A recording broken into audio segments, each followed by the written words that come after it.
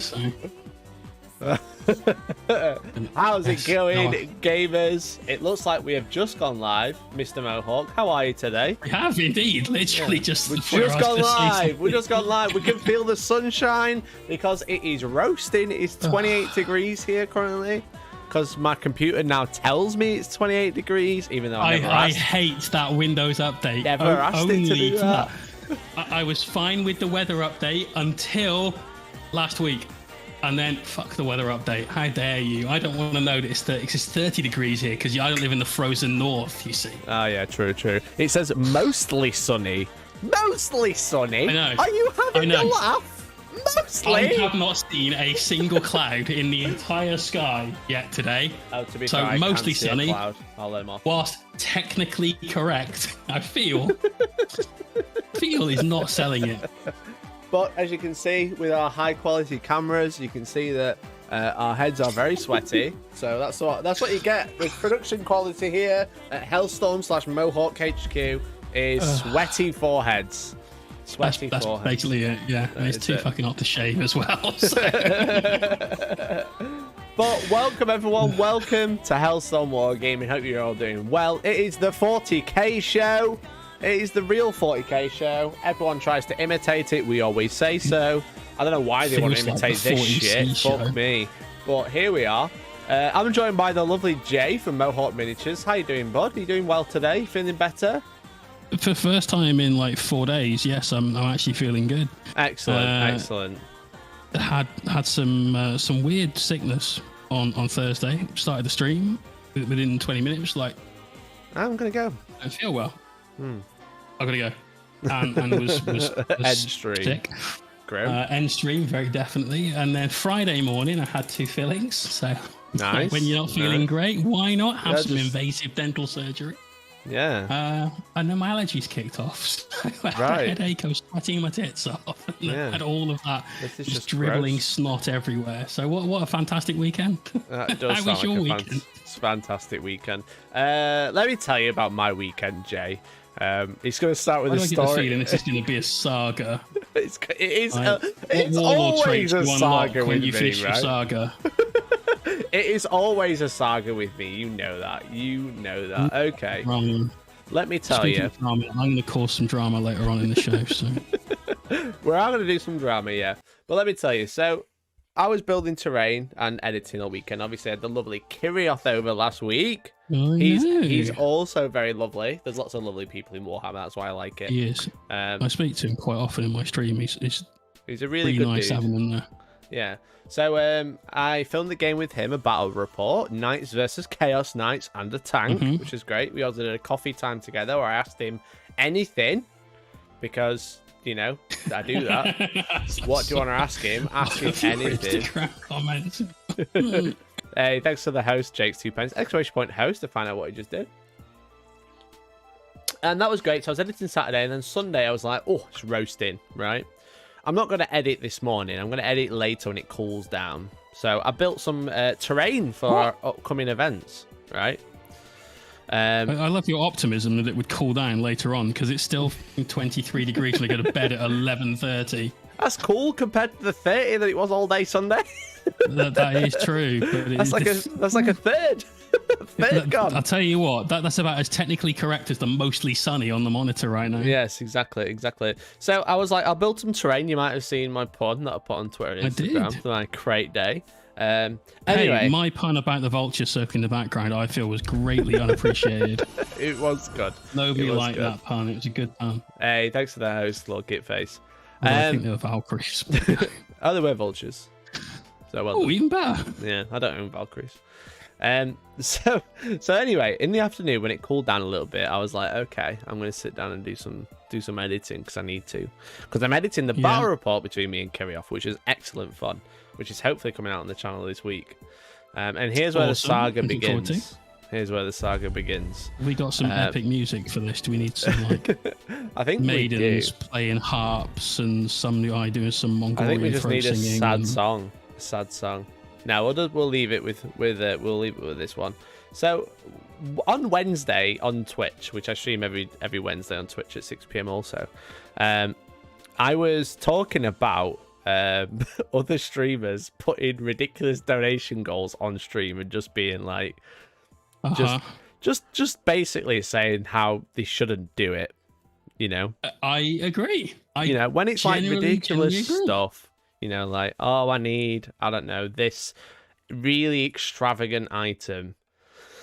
And I'm just like, why do you do that? Just save up for it, just work for it. And then yesterday, Jay, I turned my computer on. Well, my computer was already on. My monitor was on standby. His leg a little bit? My monitor was on standby, What do you do when your monitor's on standby? You give your mouse a little wiggle, don't you? You're like, wiggle, wiggle, wake up, boy, wiggle, wiggle. Yeah. That's what you do, right? That's how it goes. Anyway, and then a loud buzzing came out, and I was like, oh no, what is this? Flashbang wallop later, my monitor started smoking and flashed, tripped all the fuses, nice. Which was great. Nice. Gotta love that. I don't know if you can see, but there's a little resistor, which is a very high power resistor, just here. You might be able to see the black around it on the board. Isn't that beautiful? That is pretty sexy. That's a power board for a monitor, by the way, everyone. Also, I really like the Titanicus scenery that you made out of your monitor. Oh yeah, that's what we got. So my monitor blew up yesterday, which was not good. Did not put Mike in a very good mood. No. I was like, cool, it's really hot here, but it's cooled down a bit, so I'm going to do some editing, and here we go. We've got a dead monitor. Great. So I'm having to be one of them, right? Is that okay, everyone? Here it is. The hypocritical new monitor donation goal is on screen right now. Exclamation point monitor in chat if you want to help. Because I need to buy a new monitor if you want videos. Wait, what are you filming on now? Well, I've got my other monitor. Yeah. And then an old TV. By old TV, I mean the TV from my front room. So we don't have a TV in the front room anymore. Ooh, but is that quite a nice, like, 32-inch monitor though? I wouldn't Maybe we say should nice, change it's just the big. dono goal to like, would you like a new TV? Maybe I just want a second TV. Yeah. Screw the front room. I just have a second TV. Let's go. So that's where we're at. I just want to throw something out there. I think you've been very reasonable with your donation goal. Thank you. Because I had a similar issue to you recently where I turned my computer on and the next thing I know, there's a loud bang. It was pre-stream. It was on a Sunday. I think I'd just come back from a girlfriend. Sundays, man. Don't edit on Sundays. Bang. Smoke came out the top and one of my monitors, which was an old but still very good bank monitor, just died. Like absolutely killed itself. That's what I've got with this. This is like sucks. Unbelievable. Thank you very much, Forge Breaker, for the £10 tip. Hell yeah, let's go. Thank you very much, buddy. That's a superstar. We're getting there. That's very cool. It's 1/18th of the way. Hell yeah. Let's just put it under the alerts. There we go. So, same issue as you.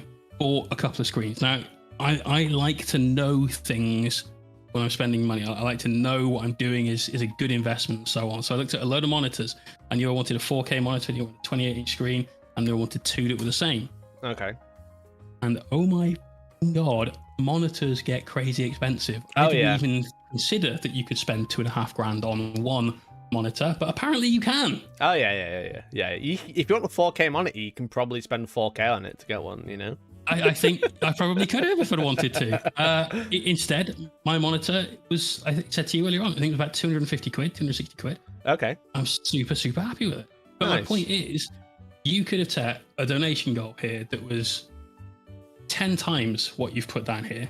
You should just let us send you pizza and then sell it on again. Considerate, asking for just enough to get something you need.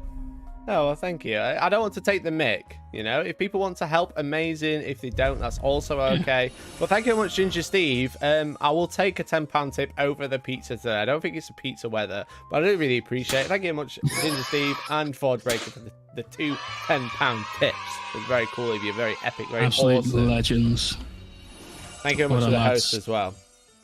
It does cost 4K because it is 4K, and that's why it's 4K. Because it's 4K. Yeah. Yeah.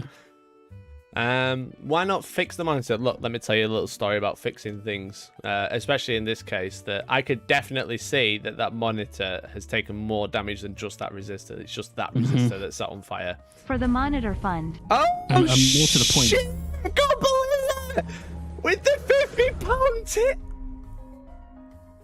Bruh? What? Bruh? Excuse me, what? Also, Don Megler, thank you very much for the £5 super chat. Thank you very much, guys. I did it as a meme, but yeah, actually, this is so kind of you all. That's very cool of you. Thank you. That's really, really good. So Mikey, as I was literally just saying, I think you've undersold yourself with this donation goal, and frankly, you should have been milking everything out of your use custom fields instead. He'll kick it off. I don't want to Here milk ya them. go, Mikey. I don't want Keep to up milk the them. good content. The offer of a spare Bro, I have you're not stand. even like 5 minutes into the... Well, you're 10 minutes into the stream, and you're halfway there nearly. Thank you very much, Jake's Jake. Really appreciate it. Jake's 2 pence with Jake's £5. There we go. Hell yeah, hell yeah. Thank you very much. Really appreciate it. That's very, very kind of you. Seriously, guys, it's all very much appreciated. That is very cool. I do really appreciate it. And like, again, the reason I don't want to be like, turn parts of your old here's monitor like into 500 quid. Thank you, Red Camry. Wants to turn my old monitor into terrain. I could do that. Thank you for the £25 tip. £25.87p. 87. Now what that means is the odds are winning. Okay. Now, if you don't like odd numbers, if you're a very tidy-minded person. Also, can I point out that because of this, we've blown right past the meme number of £69 and 69 pence. So, come on, guys. We'll have to make it 269 as the donation goal. Or 420. Yeah. Do a broken monitor resin pour. Brilliant. Brilliant. How fucked can I make this thing? You can get some alright monitors for like, I just wanted a basic one. You can get like a nice Samsung one for like 170 odd plus shipping. I didn't want to like mine get a 4K one. Solid. Yeah, I mean, if we get enough, I might look at a 4K one. But there's like a you can get a 4K monitor for very cheap if you're okay with like certain downsides to it. That's all. Yeah, for sure. You can get a Benk one at 27-inch for £179 with free shipping. Nice. So, but thank you very much for the donations. Gumballina, Forge Breaker, Ginger Steve, Jake, Rycanry. Thank you very much for all those donations. Really, really, really appreciate it. Very kind. And thank you very much to Dom for the super chat as well. Superstars. Everybody. Absolutely beautiful. Superstars. If we get to 42069, I will next Monday give away a Beast Snagger box. How's that? Because they're like priceless right now. You can't even buy them. So no, I think there's definitely a price for them. It's about 250 quid. So yeah, so there you go. 42069. Our gift to anyone watching a Beast Snagger box. Thank you very much for the £3.83 minute tyranid. Very cool, very epic. To anyone watching. I mean, like one Monitor specific person watching. One person. Chosen at random. Salad Star, thank you very much for the £5. Really appreciate it. We'll run a giveaway like we normally do, and it'll probably go fine. Oh my god, it'll take 3 weeks. That will be the stream. For the next 3 weeks. Will the box include the codex? Oh, I will definitely be opening it, looking at the codex, and then putting the codex back in. It will definitely be opened, but it will be complete. I think that's fair. Get a 35... So while we're on the subject of Beast Snaggers, I want to talk to you about secondary market sales on Beast Snaggers. How to make easy clap. Could look at it that way if you want, yeah. So you made a post on Twitter. Yes, I did. Which you might have seen my reply for, but if the chat hasn't seen Mikey's Twitter, why aren't you following him and me on Twitter? !! Socials. And then he provides some top quality Twitter content. I have a bot that posts whatever I post to Instagram on Twitter, and that's it. That's all I do. I did see your comment. I didn't reply, but I agreed and disagreed at the same time. But I'll let the chat. I also disagree with my own comment. Yeah, I'll let you talk. And agree with my own comment. Yeah, I'll let you go into it first, and then we'll go into why I agree and disagree at the same time.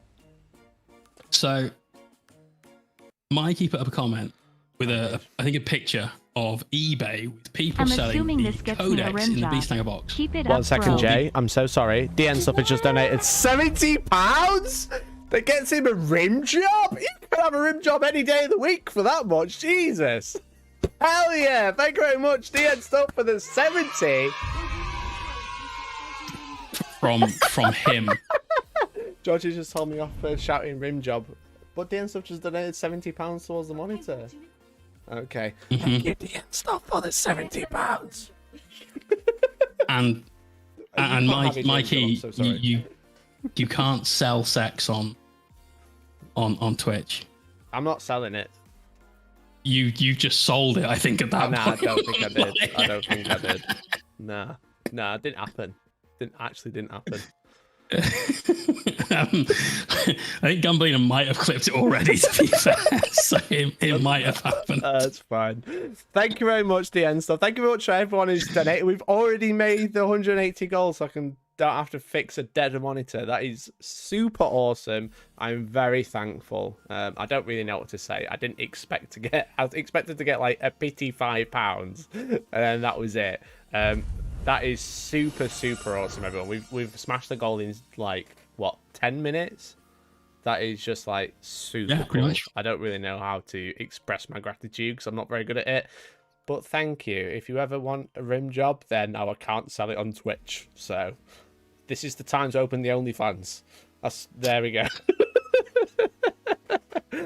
Thank you. Just do an OnlyFans film of you like eating a pot of Nutella just directly from the pot without using a spoon. You know, that's going to be about as close as it gets. Maybe a jar of Marmite, or for the Forge Breaker in chat who did donate earlier on, I think a jar of Vegemite. Like, to be fair. You know, you would be able to see me crying with happiness, but it's just mixing in with the sweat right now because it is so warm. But thank you very much for all the donations. I really, really appreciate it. It's very cool. Very, very cool.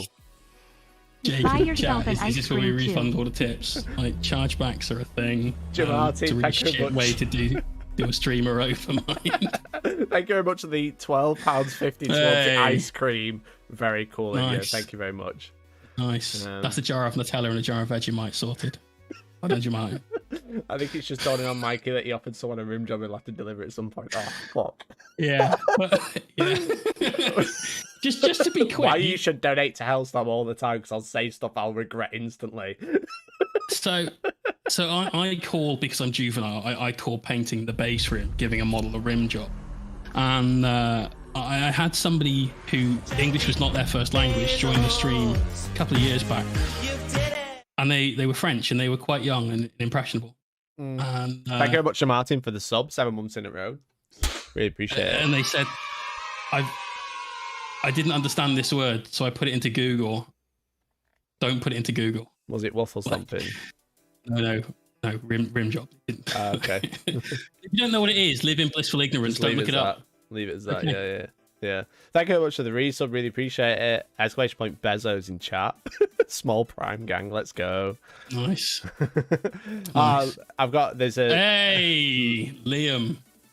Thank you very much for the 20 super chat. It'll pop up any second now. Have bigger goals, get an even bigger monitor. That's very kind of you. I mean, I've already got the monitor I want. Triggering my OCD winky face. Thank you very much for the £6.61, Jake, as well, for fixing the OCD. Thank you very much. Back to evens. Thank you very much, guys. That is very, very, very kind of you. I don't know how I can express my gratitude properly, but that is very cool. Please use custom I might get a fields fancier instead. monitor now. Have bigger goals. That's Get an even better 225 towards the goal now. So thank you very much. Get some RGB lighting for it. You're like a gamer boy, so. Hell yeah. Thank you very much. Very cool of you. Very, very cool of everyone. That's really, really kind. It really, really does help out. So thank you. Or you might even get a dual monitor setup that are both the same monitor, which I haven't had until I bought both of these two. Oh shit! I could consider a dual monitor setup because I've always had odd monitors. One's bigger than the other. It's annoying. They're the same size screens, but the bezel around the edge is different, or like there's a menu button that's on the side or the front or something. Those lights are in a different spot. That's annoying me. Yeah. All these sorts of things. Yeah. So thank you very much, guys. That's very cool. I might be able to be like a real gamer and have 2 matching monitors now. Maybe. That would be Maybe. very And yes, cool. chat, I am alive. Thank you for the very kind messages you sent over on Discord. There was a point over the weekend where I actually thought I might have had COVID because I lost my sense of taste. Was that because you just got like needles and drills in your mouth for 2 days or whatever? It was because I just had 2 big fillings. Well, big fillings, small, but 2 fillings like right up here at the front. So my entire face was numb on one side. Felt like I had a stroke, and not the happy kind. And then also had allergies, so I had no sense of smell. So of course I had no sense of taste at all. So, Jake has done fortunately, no COVID. Thank God. But he said, "Well, you're painting Ultramarines." I was not. I was painting the other of the Emperor's Chosen. The, nice. Dank Angles. Dangles. Nice. Okay, anyway, where were we? We were talking about the Beast Snacker box. Twitter. We're talking Mikey about put a post on Twitter. I put this on Twitter. It was an excellent tweet. Picture of eBay. Have you got it? Yeah, I've got it. Oh, yeah. No, okay. Oh, no, I've got the eBay. This is the first picture. eBay's the next. There you go. Not the Beast Snagger box is selling on eBay for 200 quid and just Codex for £50 after selling out 125 in 31 minutes. Now, I was in the queue, and at 31 minutes, we made it in at the sold out message, which was a big L for me, but never mind. Yeah. Mikey, however, maybe different story, but then puts up this picture. This one. Sculpting getting a W. Yeah, this was at 10:56, right? This was 25 minutes after the Beast Snagger box had sold out, and someone had sold the book for £50 plus shipping. Yeah. So £53.85, and sold the box for 200 plus £10 shipping. Yeah. Which I said defines scalpers getting the W, getting the big win. Absolutely. Look at this. Easy, 75 quid. £10. Obviously, you got to pay fees, but it doesn't cost £10 to ship a box. The postage. I don't know. That box on It's special probably, delivery is probably close. If you did special, yeah. If you did recorded, which would cover it, you're probably looking at like 6-7 quid. It already comes in a box. You don't need to buy a box. It comes That's packed. true. Yeah. You literally scribble out your name and put a new name on it. Yeah, sheet of paper over the top. Sorted. There you go. That's what I said to someone in the chat. I was just like, it's great because the Beast Snagger box off eBay comes with someone else's Sharpie on it. It's great. Yeah. Yeah. Like, if I was the kind of person that was going to sculpt something, and I'm really not, I bought the Beast Snagger box myself. I've sold the orcs boys that are in it. I've sold the squig riders that are in it because I don't want an orc army. I just want the characters and I want the codex. I've got some data cards if somebody wants them. The end stuff. I had to pay for that donation somehow. Brilliant. Absolutely. That's Mikey's monitor fund. He's like bragging he sold the box for 200 quid. Yeah. Hell yeah, let's go. I'd have made it 209.99 and put free shipping down on it, to be fair. Easy clap, let's go. You know. Anyway, the special edition codex being £50. So let's go to Jay's I kind of am tweet. in favour of this. Not in favour. I don't really support it, but it doesn't bother me from one perspective. And then from another perspective, kind of isn't the same as the example I'm about to give. Yeah. So it kind of does. Which I feel is where your reservation comes from as well. Yeah, so I saw it already, but I've liked it now. 3 days after the fact. Jay said, so I disagree and agree with Jay at the same time here. You mean the limited edition codex selling for the same price as the other limited edition codexes? Slightly different here, I know, which I agree with, as people want the rules early, but no more expensive than the sexy version usually costs. So, Jay, defend yourself. Ready the battlements. Let's go. So. This is what we do. That is the same price. We ready the as the normal special edition codex. So if you want to buy the special edition AdMech book, whatever book, you know, that's the cost from GW. And the book that we're getting in the Beast Snagger box is exactly that one. It has the different cover. It's a different material. It has the silver page edges. I don't maybe yeah. Some and there's they a haven't bookmark actually in it shown and all that side, so I don't know. Crap. But that's your special edition sexy codex, and that's the one that you will find on sale on GW's website. Anytime a codex is released in a limited edition set of those books for 50 quid. So I think from that perspective alone, the price is fair. And I think obviously adding shipping on top of it is also fair. We all know you can go somewhere that's third party and spend enough money to get free shipping. It doesn't really matter. But from that perspective, it's a fair price. But like I said in my response to your tweet, it's not the same, is it?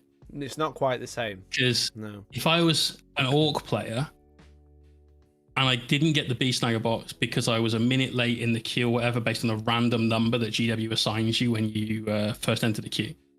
I didn't realize this. I was on the website from about 9 o'clock thinking, right, well, when the queue comes up, I'll be early-ish in the queue. I should be okay. And it gives you a random number. And somebody else that was in the same position as me had 4-minute wait time. Mine was over an hour. It's rapidly shrunk down as a load of people bought their Beast Snagger box quick and then scarpered. So I went from like over an hour to wait to 30 minutes to wait, like that essentially. But if I was an Orc player and I couldn't get this box and I was like, well, I really want to play the rules of my army. You're now in a position where instead of having the choice of buying a limited edition codex or a normal codex, kind of slightly push down the route of, if you'd like to know how good your army is, you could spend the extra 30 quid for normal codex, so extra £20. Yeah, to buy 25 or 30 quid these days. I thought they were 30 because I think I tend to buy them third party for 25. Can I have a look? Unless someone knows in chat. I'm pretty sure they're shout out in chat. you know. I know the old ones used to be. Because the Space Marine one was 30 quid. It's a big chunky boy. Oh, that might be why I'm sure. thinking that. A normal codex is 25. Like, either way, you're looking to spend between £20 and £25 extra if you want them, if you want the rules right there and then. Yeah, which is the downside to it. Didn't even include the data cards that you get with it. That was just for the book. Sure, but again, that is the cost of a book normally. Yeah. Oh no, the Drakkari one was 30, so my apologies. Okay, so they are 30. So it's an extra 20 quid to buy that. But equally, that is, if the Orc release was today and the Sexy Codex came out and the normal Codex came out, that is the price it would be. So in my head, I don't really have an issue with that, the book being sold at 50. The people that are like buying the box for 125 and flogging it for 200, where they haven't paid for shipping and then they're charging somebody else for shipping and then making a couple of quid on that as well. That I feel is a little bit especially if they manage to also get that from a third-party retailer. And there were some that were doing them where you didn't need to be there in person. I know a large UK retailer had 10 copies and look, we're only doing this for walk-in collections. You come in and you buy it physically in the store, because then they can look after the locals, which I kind of respect. There are a few that didn't do that and would give you essentially a discount. So I know somebody that picked up the box for just under the £100 mark by less than quid. If they had sold that, they've doubled their money. They've made £100 on that. And that's the thing I disagree with. Really hate that aspect of the hobby as we come into the sort of modern age of eBay and everything else. Everything sells online, buys online. And don't like that. But the Codex thing, Oh, I think your noise gate's a bit high because you said something, but I didn't pick it up. Oh, it's because I moved away from the microphone. Yeah. I don't really mind the Codex thing, but the box is different. Yeah. Your thoughts, because you, I think, are similar. Yeah, I pretty much agree with what you're saying. It's like, I actually, on stream, on twitch.tv/Hellstormwargaming on a Wednesday, I did a stream about marketing, about the cost of something, the price of something, and the perceived value of something. Yeah, that's a really good discussion. Yeah, the three lines of marketing, everyone. So you basically, guys, you want to keep costs low, you want to put price high, but you want perceived value even higher. And the way you can control those is quite interesting. But the problem is with this one is that, yes, I agree that a limited edition book is normally 50 off the shelf from Games Workshop, but at the same time, you can buy the cheaper book. That's right. Which is you almost always have that choice, don't you? Yeah. And usually it's the expensive one that sells out, not the cheaper one. In this instance, it's almost like the opposite. You're only left with the expensive one. But at the same time, the value of that book compared to another limited edition book is actually a lot less, because there might be the same amount. There might be, let's say, there was 100 Beast Snagger boxes in the market, you know, and they might only produce 100 limited edition codexes. But that codex is not bought for the same value. It's not bought for £50. It's bought for 125 with a bunch of free models. Or it's bought with you buy a bunch of models, you get that codex free. Either way, you're making a saving. You're not paying £50 for it.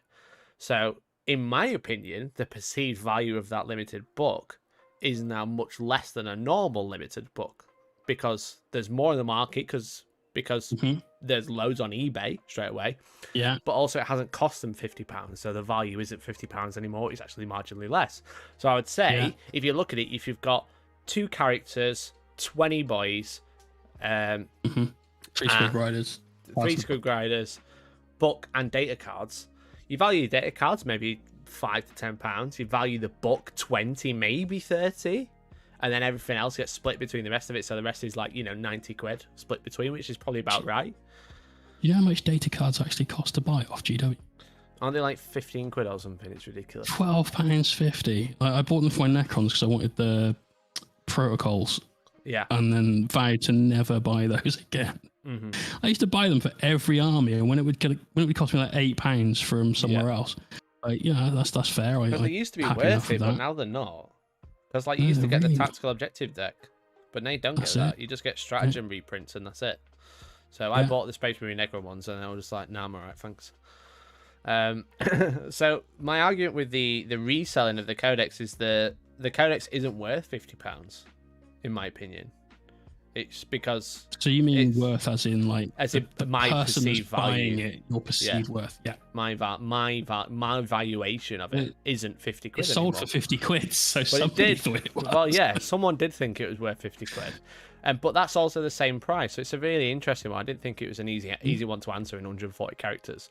But I don't think that codex is worth the same amount as another limited edition codex. And I think the value I agree with that. The value is higher because of the fact that it's limited with all these models, which is a real shame. And it's also the only way you can get it. It is. That's right as well. And that brings everything around to the point I was about to make. Actually, that codex is worth less to some people. Specifically, I think because a lot of people bought the box maybe wanting an orc army, and they've bought the box so they can get everything at a discount.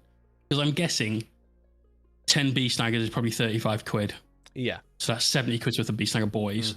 I'm guessing 3 Riders is probably 30 to 35. So it's £105 worth of book stuff. Yeah. Then you've got a character on a squig, call it 25 quid. A character on foot, call it 20 quid. Yeah. Suddenly that's way in excess of the value of the box before you even count everything else. And so there'll be people that, like myself, don't want an orc army, but want a few bits from it. I want the codex because I buy them all. It's good to learn what the other armies out there can do. I want a couple of models to do painting and give away on stream with, but that's the size of it. So you'll end up with people that have bought all of that and they're looking at the book going, I really don't want this in the slightest bit. I don't want to play the orcs. So I'll sell this now, and when the real one comes out, or the normal one comes out, I should say, I'll buy that instead. So I think this book, to a lot of people, the worth of the book is a lot less than a normal limited edition, where normally people buy it because they absolutely love that army. That's their army. That's what they play. That's what they've always played, and they're really invested in it. So I'm going to spend the extra and get my spangly codex. Yeah, you don't get that with this. Yeah, that's a big difference. Yeah, Finish Wild, thank you very much for the sub. Really appreciate it. 2 months in a row. Very kind of you. Very cool. Yeah. It was a prime as well. My apologies. Get the real alert. Thank you, Jeff Bezos, for making it. Thank you, Jeff. Big Jeff is in the chat. Really appreciate it. He made it, so I could take the $5. Really appreciate it, buddy. Thank you for that. Just love Cat Jam. Just love Cat Jam. Hell yeah. But yeah, so it's like, it's annoying. I think that's the problem. Because... Not Cat Jam. I mean, it's just annoying. No, I know you didn't mean Cat. Because Games Workshop using FOMO, or fear of missing out, once again, to sell a box because people don't really like, in my opinion, people don't usually queue to buy the box because they want it. The majority of them are there to make a quick buck, Stick it on eBay. Let's have a look. Let's have a look on eBay now. Well, have a look at how many auctions were on eBay in the last 24 hours. And let's say GW probably made somewhere in the region of 3,000 to 5,000 of these boxes for the UK market. Yeah. Okay. I know lots of people. Hey, DN stuff. Thank you very much for the sub as well. Very cool of you. I think a lot of GW's limited edition stuff does get sold for people to resell. Like the Storm of Iron book came out. Yeah. I know a lot of people wanted that. Sold out immediately. People stick it on eBay. And that's definitely a prime product for people to do that sort of thing with. And nobody likes scalpers. It's just a thing. Yeah. You know, it happens. I think that with the box, it's less so. There's a lot more people who wanted the box for the box or wanted the box for the contents of the box, at least. Yeah. And less want versus the number of people that wouldn't normally buy it and just want to buy it and sell it. I think there's the ratio is a little bit more skewed. Like Indomitus, a lot of people bought Indomitus to resell because they're, you know, some could say dickheads, others would say astute businessmen. But a lot of people wanted the box because it's Indomitus and we want to play 40k, want the new rules, want this new sexy Marine army, want the Necrons, or want to buy 3 boxes and give them away because you're trying to promote your YouTube channel or something. Well, yeah. Hiya. I don't know anyone that did that. I've got to be careful because I just don't want to post my That's okay. My postcode. Personal details. Yeah. Don't want to dox yourself. There's 115 sales over the weekend. I've just searched for Beast Snagger and I put sold. So the box cool. 225 there. That was today. We don't know what was taken here, but less than 28 quid. But £300 in the US. 135. This one's all right. To be fair, I think fine. £28 for a unit of 10 of those is probably about the price you'd pay from a good third-party reseller. Mm-hmm. Yeah, I think that's a fair price. 20. So the picture is 20 though. £50. Oh, the picture is 20. Yeah. £50 for the codex, £59 plus shipping for the codex, £350 for the box, brand new. Sold for $350. This is just sold. This is actually what's sold on the market. 225, 20, $350. That is like that's a better picture. Almost, yeah, that's a better picture, but almost 3 times the price. £25 for 10 Beast Snagger boys. $190. £10 for just the bomb squig. Okay. Now this isn't bad. I'm almost not surprised that's sold, to be fair. Yeah. Like 40 quid for the book. All right, okay, I can live with that. Huh? 200 for the box. Nah, you're taking piss. Like we both know 250 sold above it, you know. Yeah, we both know someone. Jay, we're not going to mention any names. No, I'm not going to mention their name, but I know who you mean. 5 boxes and he's putting them, splitting them and putting them at 99p to see how much they make. And I'm just like, you know what? If people are going to buy it, then fair enough. But the problem is with this, the biggest issue. Like, I'll be honest as well. I used to be a scalper, Jay. Right, let me tell you a little story. All right, come on now. You're scalping people on their rim jobs. I used to be a scalper, right? So with every 7th edition codex, there used to be a big limited edition one, right? That had like objectives and data sheets and everything. And before I started the channel, I used to buy and sell Warhammer. So I used to buy it off people really cheap, strip it, fix it, do whatever, and then split it and put it on eBay. That's what I did. So what I used to do... Mikey's just confirmed professional stripper. I was a professional stripper, yeah. So what I used to do was buy multiple limited edition codexes at multiple shops and limited it to 1. And I'd be like, okay, I'm gonna buy 1 from everywhere, and then I'll put them on eBay for triple the markup. And I used to sell them all the time. It doesn't make sense why. Also, just confirmed dickhead. I mean... Yeah. I don't do it anymore. I saw the light. Here we are. I started making mostly free content, you know? Making free battle reports. And now you're making money out of shaming scalpers. Like, the circle has come full. Exactly, yeah. If you live long enough to become the villain of scalpers. Brilliant. So... Brilliant. You want to die a scalper or live long enough to become a shill? Yeah. So now I'm a fully fledged shill. It's much more fun. Less stressful as well. But the problem, I don't know, the amount of stress I get in the comments for being a shill. It's crazy. The problem is that the scalpers exist because people want stuff, right? But ultimately, yeah. The problem is whilst the scalper is the problem, the real problem is the people still It's buying the people it. buying it. Yeah, exactly. Now, I know this isn't what you want to hear, gamers, but we don't need Warhammer. Say it with me now. We don't need Warhammer. Okay, say it, Jay. And by that I mean, when you miss out, because it pays my bills. when you miss out on something for £125, if you say to yourself, you know what, I'm going to go on eBay and pay £200 for it, less than 30 minutes after you could have bought it off the shelf, that's a you problem. You need to ask yourself why you think, like, you might just have more money than sense. Fair play to you. You know, I wish I did. I'd love to give you my details for a commission later on. You know, like, fair play. All right, I get it. You know, you got loads of money. I don't, so I see it differently. But just like if people didn't fund scalpers by going, okay, they're charging 300 quid, I'm gonna buy it off them for 300 quid, then they would lose money. And what they do is their price would drive down. It's like stocks, right? You know, if there's no demand, stock price goes down. Loads of demands, price goes high. That's why meme stocks do well. But if we stopped buying them, the scalpers would have to stop buying them because they would just keep losing money, and that's what we want. That's right. The scalpers to lose money. Probably... Now that I'm out of that business, we want them to lose money. We hate them. You need Jesus.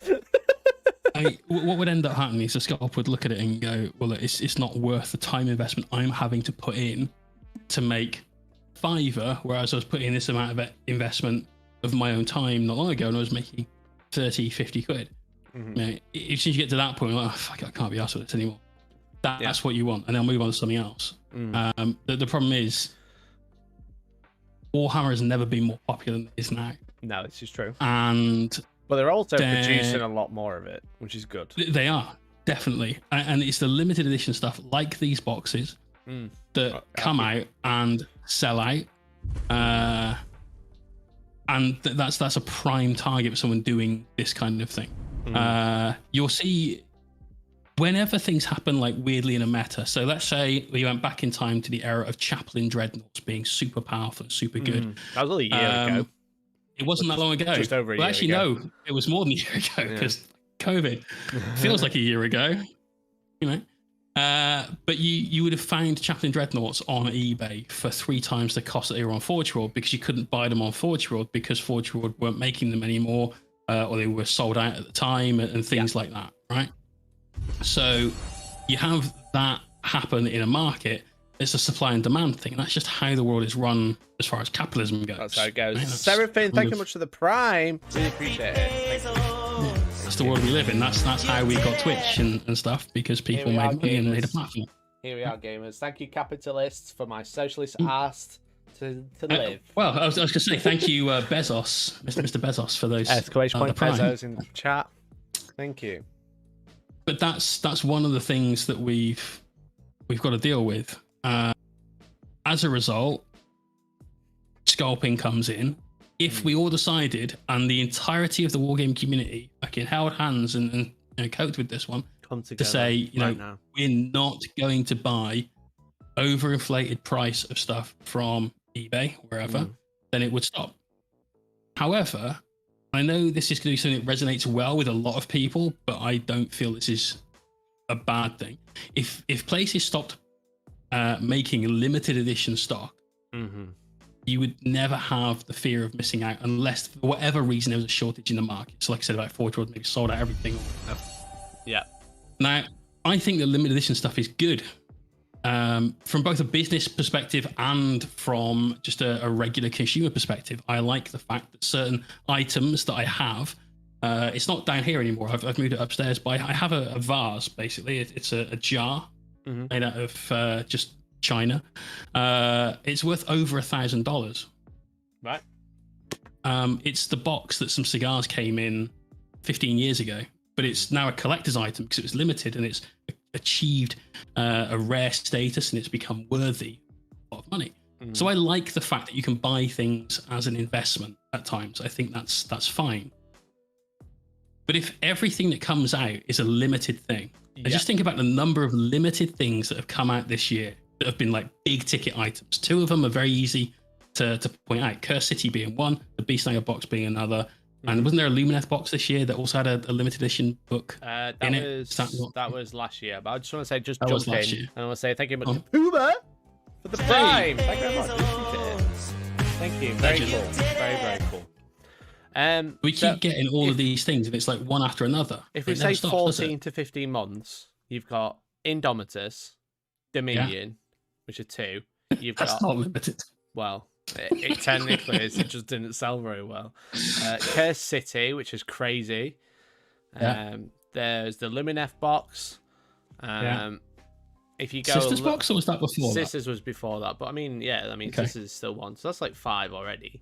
Or 4, sorry. In fact, that's definitely within the last 18 months. I remember facing the new Sisters. If you're looking at 18 months, then you got new Sisters, but then you've also got Kill Team. Oh no, sorry, Pariah Nexus. I was going to say, is that. Then there's things like the Faith and Fury box. Aren't they limited? The ones like Sisters and Dark Elves, and then they did the Sisters box. So the Faith and Fury, that was it. Yeah, the Indominatrix box. Yeah, Gazgol and Prophet of Russ. the Wolf. Thank you. Come on, guys, chat, help us out. We've got 8 limited edition big box items so far. And this doesn't include, obviously, any of the Black Library limited edition books, any of the limited edition codices, all of these things. It's just the big ticket items that people like maybe didn't want. Yeah. Piety and Pain. There you go, there's another one. Then we've got the new Kill Team box coming in August. The Octarius one. That's 10. That's 10, like 100 to 100. It's going to sell so fast. Let's say 120 plus, because a couple of them were more expensive in the past 18 months. Yeah. Obviously, Kill Team box was 95, yeah. But then everything else has been all 120 the plus. Starter set ones were 95, right? Gazgol one was 95? Maybe, yeah. So let's say £100 average. Okay. Yeah. So that's £1,000 worth of average on £1,000 roughly of a limited edition product in the past 18 months that you can't buy. Now, fear of missing out drives a lot of sales, but if they do it all the time, which it feels like they are especially recently. Maybe it's like every other month, right? We just had 10 examples in an 18-month span. Yeah, so that's every other month. There's a big ticket item. One time there was 2. Yeah. Well, that's this month, Dominion and Beastslayer. There it is. Was the Necromunda Uprising a limited edition? Yeah, I think it was, but I think it was outside the span of time we were looking at. That's the one with the like the Arbites and the crazy saw people. That's the thing. I think there's going to be a point where people are just like, you know what? Can't be asked for this anymore. Yeah. I think so. Well, I can't be asked to keep buying all this stuff. So, how many people? Let's do a quick poll in the chat if we can. So, type in 1, just the number 1, if you're one of these people. Type in 2 if you're not one of these people. How many people have bought something that's been a limited edition thing? And then after they've bought it, and just from Games Workshop, this is after you've bought it, gone.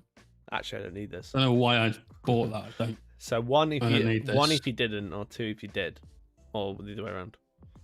Well, we can do it that way because that's now clear. So if you did buy one of those things and you completely didn't regret it, press 1. If you did regret it, press 2. Yeah.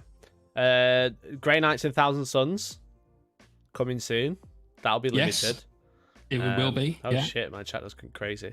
I just saw like the wall.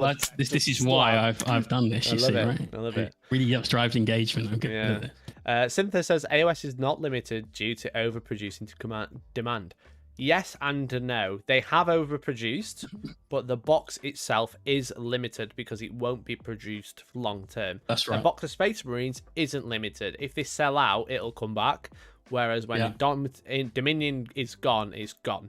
Even if it didn't sell out. It's just one of those things. They just produce way too many. So, I don't know why we're swapping. It's because I got confused mostly.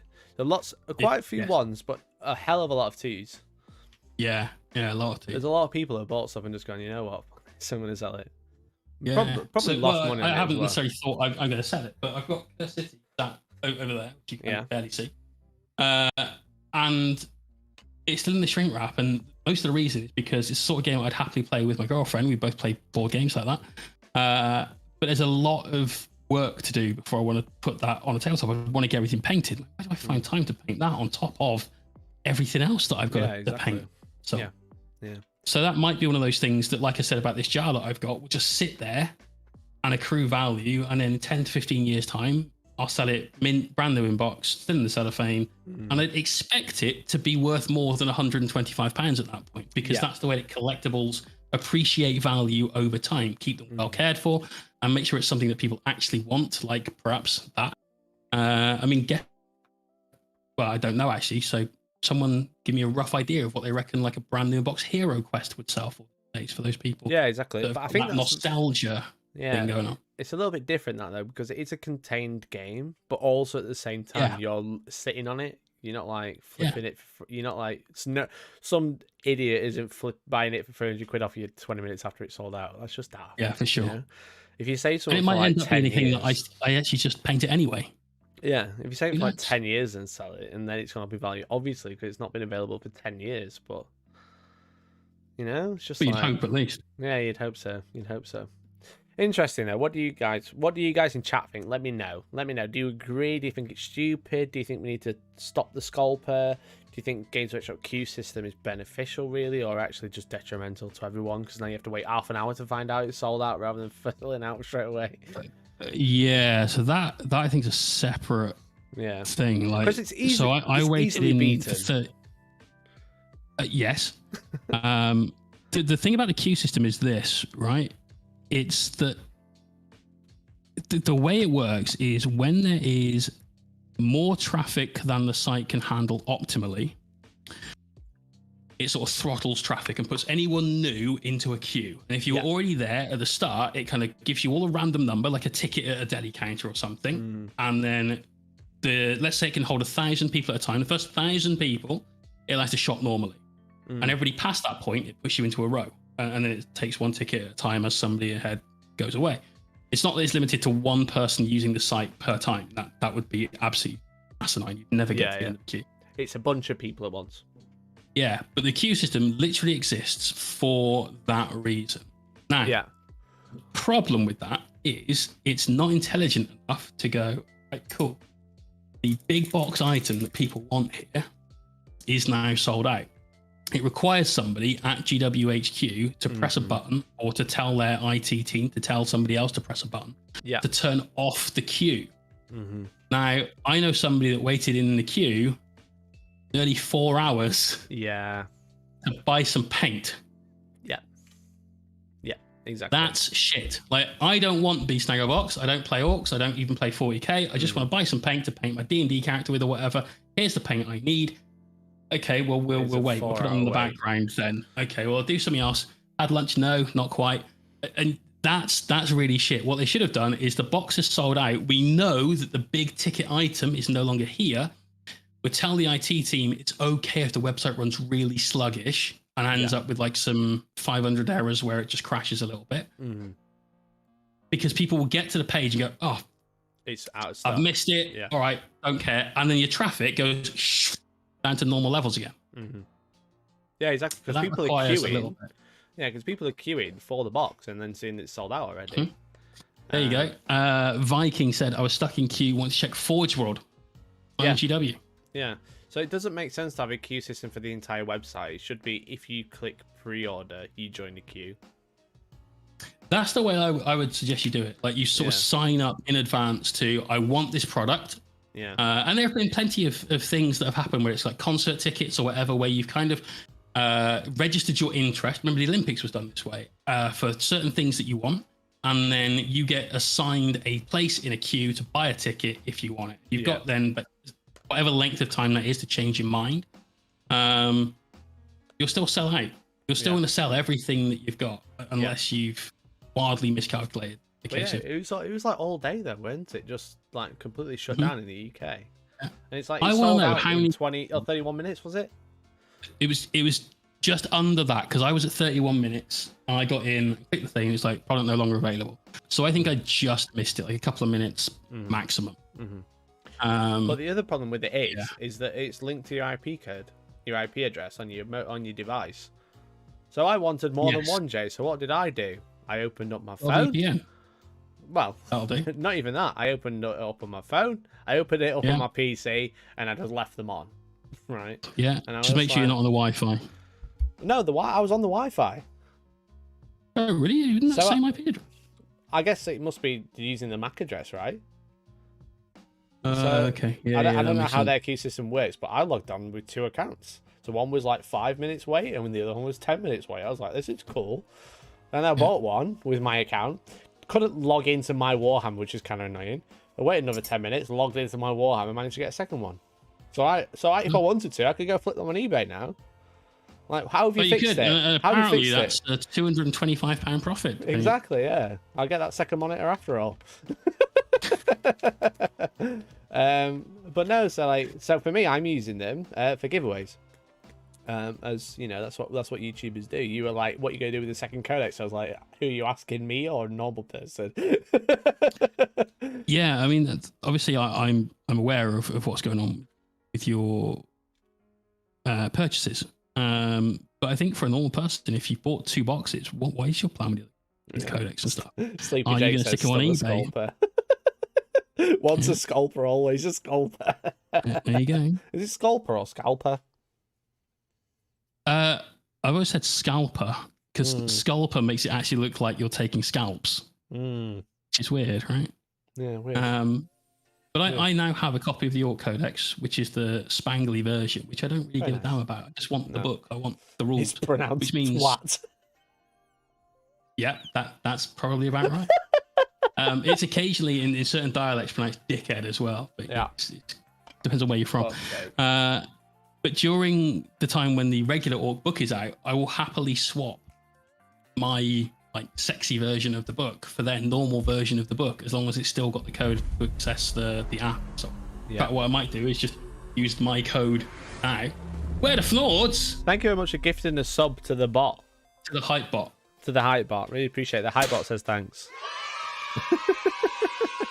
You know you can just make your bot a sub. Yeah. Anyway. Hey, probably.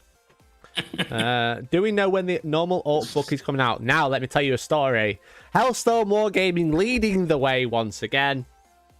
So, I said that the Orc Codex wasn't allowed before the Orc Codex went on pre-order at my own events. Games Workshop have followed suit. They said the Orlando event, which is the 14th and 15th of August, I think. Something like that. So that event won't be allowing the Orc Codex from the Beast Snagger box at their event, because it says that it won't be fair for all the war bosses that go in, because it won't be available to them. So it's not coming out, which means early August. That's right. So to anyone that read into Games Workshop's thing, like on one of the preview articles for the Beast Snagger box, they said, you know, when you get your hands on the Orc Codex later in the month or at the end of the month or something like that, there was somebody that thought that meant that the general release was the end of the month. And it definitely was not. No, it says later in the year, right? Yeah, that's right. And their argument was, well, later in the year is still a week. Yeah, for the here we end of the go. month. So this is on the 17th. The Beast Snaggers start their war in this week's pre-orders. Please note the Orlando leg of the US Open takes place after the release of the Beast Snagger Orcs Army set, but before the standalone codex is available. There you go. To make it fair for any war bosses who might miss out on the box, that the current Orc codex will be used at this event. Orlando, which is the right play. Orlando, 13th, 14th, and 15th. So it's not coming out before the middle of August. Yeah, which is funny. In my guess. so let's talk about the big ticket items we know are coming. We've got the Kill Team box coming up really soon. Yeah, we've got Grey Knights, Thousand Suns coming up again. I would say really soon. I expect one of those two things to be put up for pre-order around the end of this month into early August, and the other one I kind of think will be due out at some point, pre-order up in August, only because we're still in that summer holiday split. Kill Team would be a great game people would buy at the start of the summer holidays. You've got 2 little armies. You can a surface you can put on any household table, and 2 kids can play the game. It's perfect for the summer holidays. It's a great product to release at that time. Yeah. Whereas the other box, the Thousand Suns Grey Knights, that's kind of around the sort of August, September release that you get a decent sized release for 40k or fantasy. Anyway, so that's why I'm thinking around. So you've got those 2 things coming up in short succession, but that still puts you 2 codexes to release from just that stuff before you probably get the Orc Codex. Yeah. So I'm going to say September, probably the earliest you're going to see it. Yeah. I might be wrong. They might just go October, which would make sense. Well, they might, but let's see. Let's have a look at the dates in October. Yeah. Gunmelina is right. Saturday the 30th of October will be when the pre-order goes up. Probably, yeah. You heard it here first. We'll have a birthday for the Chaos Space Marines getting 2 wounds. Because the article came out almost a year ago. And then we'll have October on the 30th of October. Gunmelina rightfully says, are we still waiting on some Sisters units? The weird new banner character and the Predator. The Predator isn't out yet. And the character banner with the little friend. You know? No, Jake Pence, 31st of October is a Sunday. Yeah, it won't be upgraded on a Sunday. Today's 340 days. So 25 more days before it's a year since Chaos Space Marines are getting 2 wounds. Yowza. Or 26. Hey, I mean, just be thankful that your guys are going to double in wounds, because my knights that actually need to be more tough are not going to double in wounds. Yeah, that's ridiculous. That is ridiculous. That is a joke. Thank you very much for posting. Using the command Ginger Steve. Really appreciate it. Okay. Right, Jay. We've got 2 more topics to cover. Okay. Now I know you want to cover. You spoke about earlier on first. I said I didn't want to lead in with your topic. We have had a topic now, so it's not leading in anymore. Do you want to bring that up, or should I go into the other topic? Right, okay. Let's get a 1 for spice and 2 for lol. 1 for spice, 2 for lol in the chat. Spice or lol? Ooh. 1 or 2? Which one's spice? Which one's lol? That's the question. I think yours is both definitely spice. Mine's somewhat spice. Yeah, everyone wants spice, except for Avian. I'm sorry, Avian, you've been left out. Bruh. Everyone just be like 1. Martin. Sorry, spice, no, sorry, we're not getting lol. We're getting spice. Peer pressure, exactly. Okay. Jay, you've got something you want to bring to the table, which I'm happy to bring. We got to deal with it carefully, I think. Yeah, I don't want to lose any friends over this, and I think I'm about to anyway. But I don't think we should use any names. No, I'm going to have to name organizations. That's the problem. So if you don't think that's a good idea, then we should not discuss this topic. But I don't want to name individuals. I feel that's unfair. Yeah. But I think you're going to have to name an organization to be able to discuss this in a correct manner. I mean, if we're gentle about it, everyone wants spice, so why not YOLO? Okay. So I'd like to start this discussion off with saying that these views in no way, shape or form represent the views of Mohawk Miniatures or Hellstorm Wargaming in general. Instead of the specific views of myself, using a editorial slant on something and maybe a little bit of satire. Very much so. It's enough of a disclaimer. This is not legal advice. This is not a political stance. This is satire. That's right. Exclamation point satire in chat. Right, spice time, Jay. Talk to me. Spice time. Do you know what happened last April? Not April we just had, the one before. Do you mean March 23rd? I mean, sometime around the end of March, yeah. About a week before, some would say about 5 calendar days before into the Hellstorm 5. Yes, I am quite aware. Very aware. There was You might. let me tell you, there was a pandemic, Jay, and there still is, even though the UK thinks there isn't according to the government, but there is still a pandemic. Oh my god. we can discuss that. Quick side tangent. Who the fuck thinks it's a good idea to call today Freedom Day? Rip.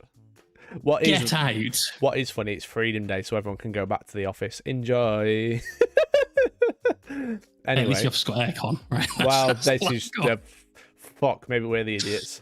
Yeah, maybe. Anyway, birthday last April. We had a national lockdown come into force at the end of March last year, which meant that the start of April, which is when a lot of tournaments were about to begin. In fact, I had 6 weekends in a row where I'd be going to a tournament every single one of those weekends, and one of them were 2-day events as well. So loads of tournaments coming up. One being mine.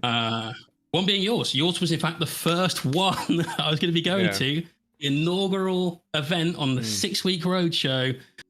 Yeah. And obviously it was cancelled. Yeah. For context. Well, it wasn't cancelled, though, was it? We postponed our event. It was legally okay to run, but we decided against it. The Monday after it should have ran, so the 23rd, it's supposed to run on the 21st, 22nd, the UK went into lockdown. Like legal lockdown. Yeah. Right. So I think we did the right thing. Mate, I think you have handled the pandemic from the perspective of a company that runs wargaming events in a very, very good way. I'm going to get into that as we talk through this. Now, I am someone that loves going to tournaments, and I had tickets for these 6 events, some of which weren't in this country, one of which definitely wasn't in this country. And I had tickets for events much later on in the year. And even, in fact, tickets for events that were this year that still didn't happen due to COVID. So things like the LVO, for instance, I had a ticket for $150 for a ticket. That didn't go ahead. That's fine. I understand that. That's okay. But here's the part that I don't think is okay. And this is something that we, I think, as a wargaming community, need to sort of talk about a little bit and maybe discuss a little bit, whether it's fair and ethical for people to do this. We just had a conversation all about FOMO and how you can get hyped into buying something.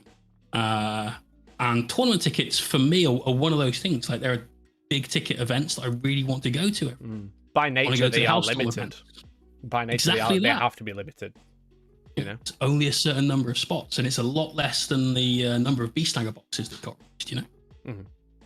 So I bought a load of these tickets. I then bought accommodation for a load of these venues.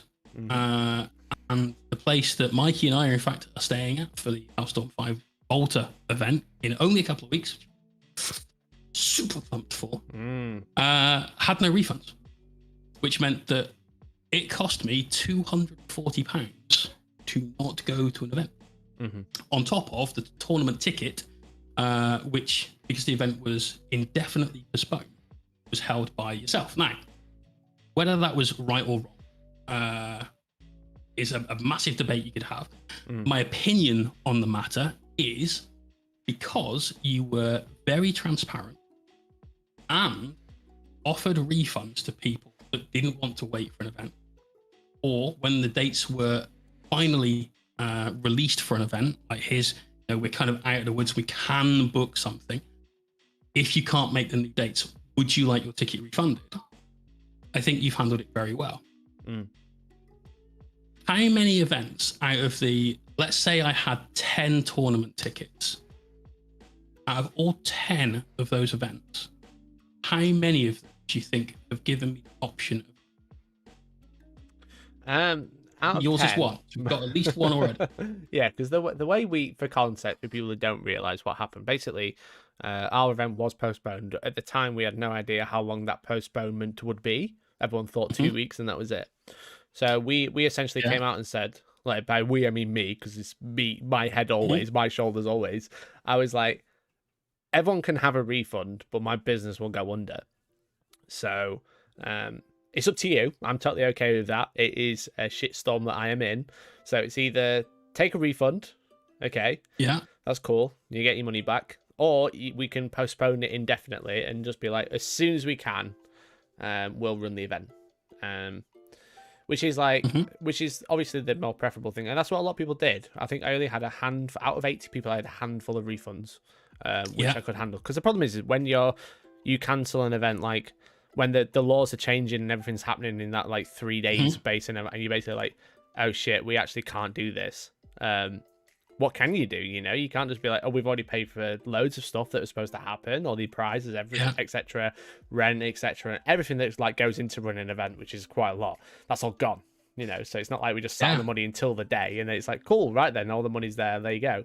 It's like it gets spent on the run up. You know, all the terrain, for example. For you, it was very close as well. So you were at the end of the road, ready to start. There was some events I booked tickets to that were at the start. Different points in that journey between selling the tickets and having the tournament itself, and you were at that last like stretch. So sucks specifically for you. Yeah, like legally we could have ran, but like morally we shouldn't, and we didn't.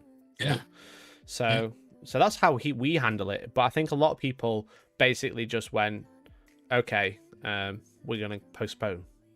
You'll get a ticket to the next event. Yeah, and that was pretty much what happened. I was offered your event as a refund and 2 others, one of which said, if anyone would like a refund, please get in touch by email. We'll see what we can do. If everyone wants an event, if everyone wants a refund to the event, we might not be able to give you a full refund. And the guy that ran that event had, I think, about 10 people message say, look, sorry, mate, I'm going to this one. And I was one of those people.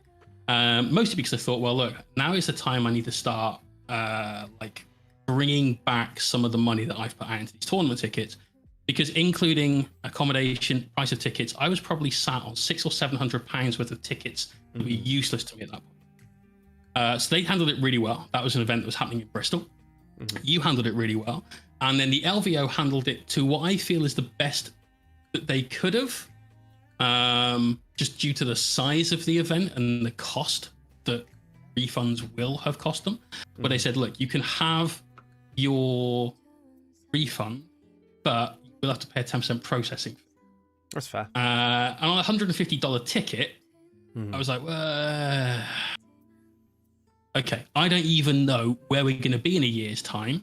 Yeah. Where I can go to the next one or not. So yes, I'll pay the fee. I'll let you guys keep that. You're a great organization. You've done a lot for me in the hobby. Yeah. Because you ran the ITC. We'd call it the cost of my trophy from last year. Done. Sorted. Yeah. Because at the end of the day, when you got that many people, it's going to take someone hours to sort that out, you know? Yeah.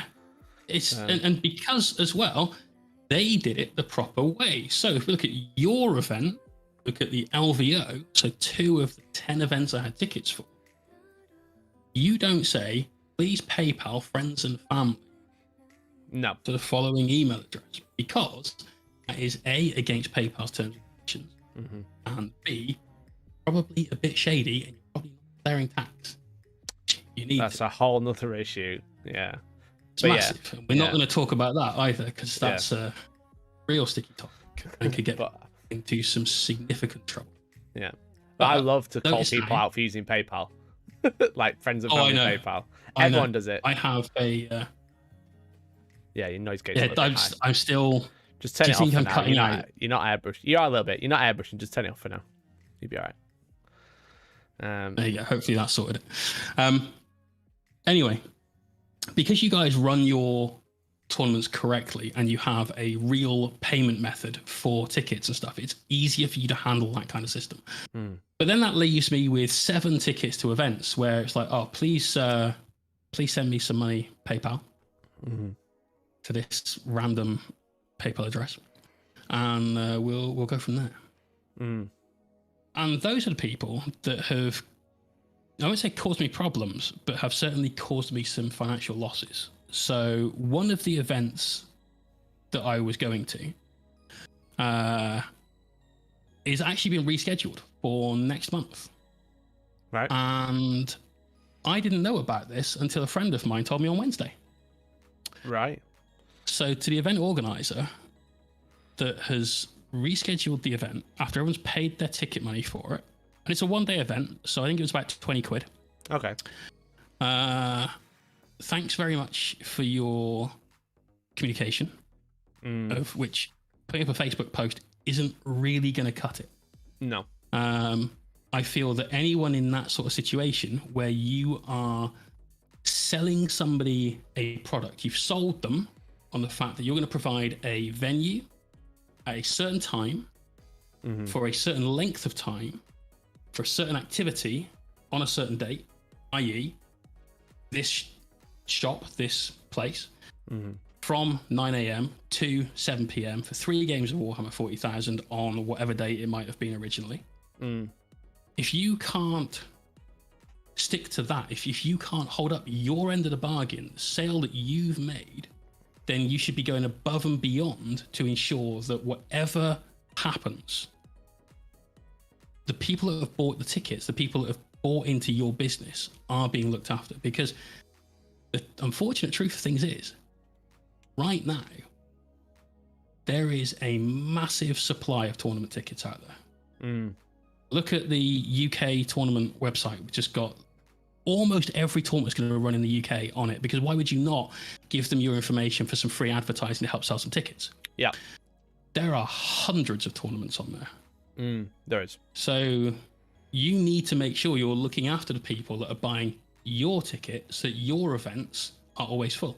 Mikey's events are always full because A, he puts on a great show, B, it's fucking hilarious when he breaks the trophies, and C, they're a really well-planned, well-thought-out event. And I'm not saying that just because he's sat there. He is. I'm not really that kind of person. But they are very much like that. And so in today's information-rich technology age, where everyone signed up to your event with Best Coast pairings, and so every single person has an email address, you need to be able to get in touch with them by email. And not just like send an email, oh, by the way, the date's here, but send a reminder email. Yeah. Make sure your Facebook tags just so you people. know, I don't know how much you've ever used it, but on the TO app, which pretty much everyone uses to run an event, you can email participants like from the app. With one button. Yeah. Because that's how I did it, you know? Yeah. That's how I did it. It's super easy. That's how I send out reminders, putting your lists in.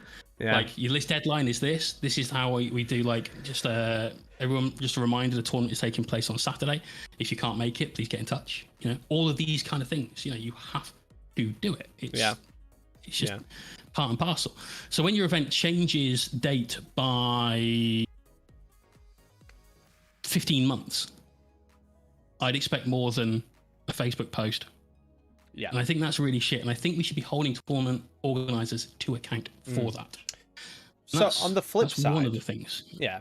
On the flip side, to play a slight devil's advocate, but I actually fully agree with you. And it's why I've been super hyper aware of it. Essentially, the Hellstorm 5, now the Bolter and the Chainsword, have lightly looming over me for the past 18 months because I'm just like, I've had a lot of stuff go on, as you might be aware of. Obviously, I do this full time now, which was a happy accident. It's actually the year anniversary in like a week and a half. Hey, I'm a happy accident too. But like, which is cool, great. But obviously, that's a very stressful thing to happen. And when you've got this looming over you at the same time, it's like, basically, you know? It's just like, I've got this to deal with again. The problem is a lot of tournament organizers are independent, and they walk themselves into lots of issues, as you mentioned. Using PayPal, very naughty, shouldn't be doing that. But they walk themselves into a lot of issues. But ultimately, it's because I don't think they just know any better. They aren't acting as an organization; they're acting as a person who's putting her in a tournament. You know, which you can't have when these things happen. You've got to kind of like buckle up and be like, actually, shit has hit big boy pants on. Shit has hit the fan. Time to act like it. You know, which I don't think a lot of people have. Like, I'm very lucky, where I am not in the same position as Jay is. I had people because of me in that position, because I sold 80 tickets and then couldn't put the event on, or even as worse as it sounds, I chose not to for the greater good. You know, I'd say that you made the correct decision. Yeah. Honestly, and as someone that really wanted to go to the tournament, and as someone that lost out on accommodation money because I couldn't go to the tournament, so directly you not putting the event on cost me money, I still think it was the right decision. Yeah. I still think that everyone should be COVID aware at tournaments now, which people aren't. Yeah, exactly. That's the thing. So it's like there's events happening now, or even like a couple of weeks ago, when legally it was very much in a grey area. Yeah. But they were doing that. But then also other organisers where they haven't pulled the finger out and gone, hey, you know, shit's hit the fan. Stop calling me a towel lover, by the way. Both chats are like, haha, towel, my kid towel lover. It's just like both type of like people who organize these events kind of need to pull the finger out, because like how is it not attacking their like credibility day-to-day life? It was me every day. It was just like, like when I was running small events in summer, the guilt I had being like, hey guys, we can't legally run those tournaments that I owe you, but you can come to this one instead while you wait, you know. And it's like, but then again, that's like I have to keep the lights on, you know what I mean? So it's like I have to do my job to make sure I can pay myself so I can continue doing this job so I can run those events finally. And sadly, we had to change the event from one big event to two small events because we can't fit it. Also, with Corona being Corona, I think smaller events are probably a good idea right now. So it's like, it's a real tough one. I know of events that are running in pods, for instance, which isn't a bad shot. Yeah.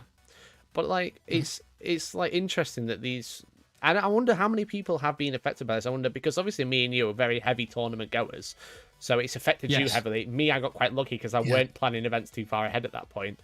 I don't know why, I just wasn't, you know. I go to an average of 20 events a year, which isn't a lot until you start thinking that's almost one every other weekend.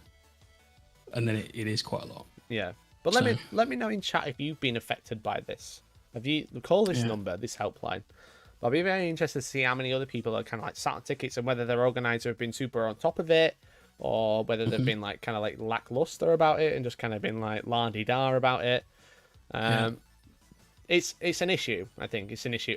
I mean, with the greatest respects, like maybe running massive events isn't such a great idea, but they are happening. So there's no real excuse to not be super like vocal about where you stand. It might be like, look, I don't want to run the event because I don't think it's safe yet. But at least you're saying that, you know? Yeah. At least you're saying, I'm not going to run this event yet. But if you're not saying anything, then, or maybe you're doing something else. Maybe you're is key. Yeah, maybe you're organising other events. Maybe that's not a great idea. You know? Well, yes, that's your comment. Like you said, you organised events that you knew, like, I can't run the event you've all bought a ticket for, but I can do this. But you were very upfront about it. It's something that I have great respect with you, or for you about, really, is the fact that you're not afraid of having the slightly hard conversation of, look, sorry guys, but this is the way it is, and I don't like it, and you don't like it. This is just what we've got. Yeah. What I don't like is when people don't communicate the way you do. So, another tournament story.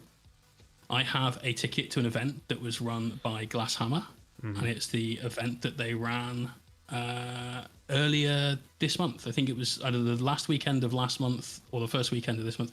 Basically, it was the Saturday after the COVID regulations were going to change last time. So I want to say it was something like the 26th of June or something. Something like that, yeah. And I had a ticket to that event, and about 2 weeks prior to the event, I messaged the people that work at Glasshammer, and I said, look, you know, I would like to come to your event. I just want to find out what your COVID guidelines are going to be, based on the fact the government said we're probably not going to change the date. So we probably are going to change the date from this and move it back a month. Is your event still going ahead? And if so, what are the regulations and rules that you will be following? And I was told by the event organizer, well, we're a pub, so we don't, you don't have to wear a mask.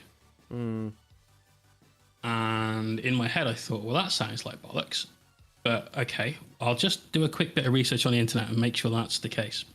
Because I don't really want to go if people aren't wearing masks. I don't want, I haven't had it. I don't want it. No. I'm probably not going to die if I have it. But who wants to sign up for a really shit 2 weeks? Not me. So I had a look on the internet, and the rules regarding being a pub are, if you are sat down at a table, eating or drinking, you don't have to wear a mask. It says while eating or drinking. Now you could read that as, I'm about to have a drink, so I take my mask off, have a drink, and I put my mask back on, which is how the rules were when I went to No Retreat. You know, you have a drink at your table, that's fine. Have a drink, fucking hot, even with the aircon, because it's Gibraltar. Yeah. Put your mask back on straight away. I know. Yeah, It's nice. Don't get me wrong, Yeah. but it's that far from Africa, really. Yeah, so you can't really complain. I expected rules to be like that, but instead, no, that wasn't the rule. And the rule was actually just don't wear your masks at all because we're a pub. But you're not, are you? And if the rules are where you're sat down, that I know one person that might be in the chat right now that plays every game of 40k sat down. A legend as well. Alternative, unfortunately. Yeah. But I know for sure that when I'm playing 40k, I stand up so I can see what my opponent's dice are. I can see the battlefield and things. So I'm not sat down, am I? So I've got to wear a mask. Now I messaged the TO and said, look, you know, I appreciate you're running your event this way, and that's fine. Fine by you. It's not fine by me. Well, so I'd like to move my ticket to another event if that's possible. It's fair enough. Now, reasonable. The guy that runs the social media account for this business was on holiday. So fair play. Understand, waited a little while for a response. When I got a response, he was like, yeah, sure. And we can sort that. Okay, so what events can I go to? What events haven't you already oversold and so on so that I can get a ticket? Now, that took place 2 weeks before their event ran at the end of June. We're now in the middle of July, and despite speaking to someone that works at the store that isn't part of the management team, asking them to nudge the management team, I've still not had a reply saying, yes, you can move your ticket to our event in November. Right. That's only been 4 weeks, perhaps. Which I think is still pretty shit. Yeah. So if anyone's in the chat has had issues with that, with events maybe not thinking about the letter of the rules when it comes to being COVID safe, speak up. Yeah. Because at the event, not only were people not wearing face masks, but I know one person that went there that, like me, does not want to catch coronavirus. So wore a face mask at all times throughout the tournament. And unfortunately, was not only having to field comments of, oh, you're wearing a mask, but was having to field some ridicule and abuse for wearing a mask. Right. I had to tell one person to fuck off because he kept trying to hug him. And that's just... What? What? I know, right? Oh.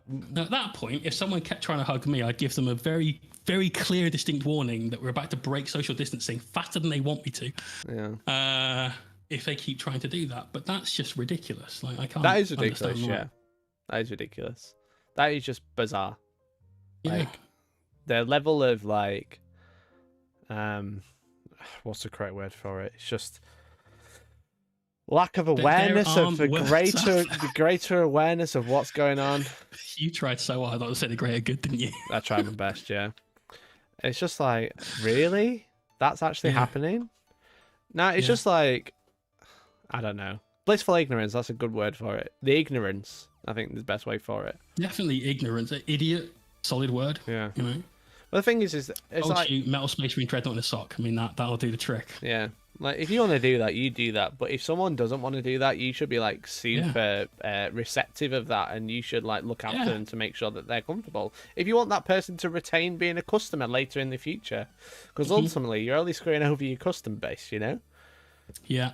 The lack of care for the fellow human being. That's a good way to put it. Yeah. Very well put. Yeah. Very well put. That's the problem, I think. Because the problem is with tournaments, right? Is like the problem with wargaming shops that I've always said. The problem with wargaming shops is that they're not organized very well because the people who run wargaming shops played Warhammer and then wanted a shop for all their friends to play. Yeah. That's every single shop pretty much. Yeah. Like, you could throw a brick out at a wargaming shop, you'd hit one that's run by a dude who just wants to run one. Don't throw bricks at wargaming shops. No. Please. Don't do that. They need your support, not like extra foundations. It's just so common, right? Pretty much every shop you run into is like, I want to ask them why they started the shop. It's like, I used to play Warhammer, I used to play War Machine, I used to play whatever game. I wanted my mates to come play at my shop, so I did. That's how they work, right? Well, the problem is with that, and now with tournaments as well, because they are so popular, because people are desperate to go out and socialise whilst being safe. Desperate to go out and socialise. They're organised by people like me and people like you know, like your mate who runs it at the local store. They're just run by people who like Warhammer, who like tournaments, and like, oh, it'd be cool if I ran my own, and then that's it. And what comes with that? Lack of knowing organisation, unprofessionalism, total lack of self-awareness, and in some very fringe cases, sadly, lack of care for fellow human beings in this new world we have to live in. That's a shame. Certainly a big health and safety issue. Yeah. You know? So you'd expect better from a bigger organisation then? Yes, I would. Okay, so let me bring you now to Exhibit C. Oh no, where are we going now? Well, Exhibit D as Oh, well, God. but I don't mean like that one. Strap in, masks on, everyone. Let's go. So there is an organisation that is very well known across the internet, especially when it comes to Warhammer 40,000. And it's an organisation I think a lot of people are very very respectful of, and certainly I am as well. But this is something that has soured me a little bit.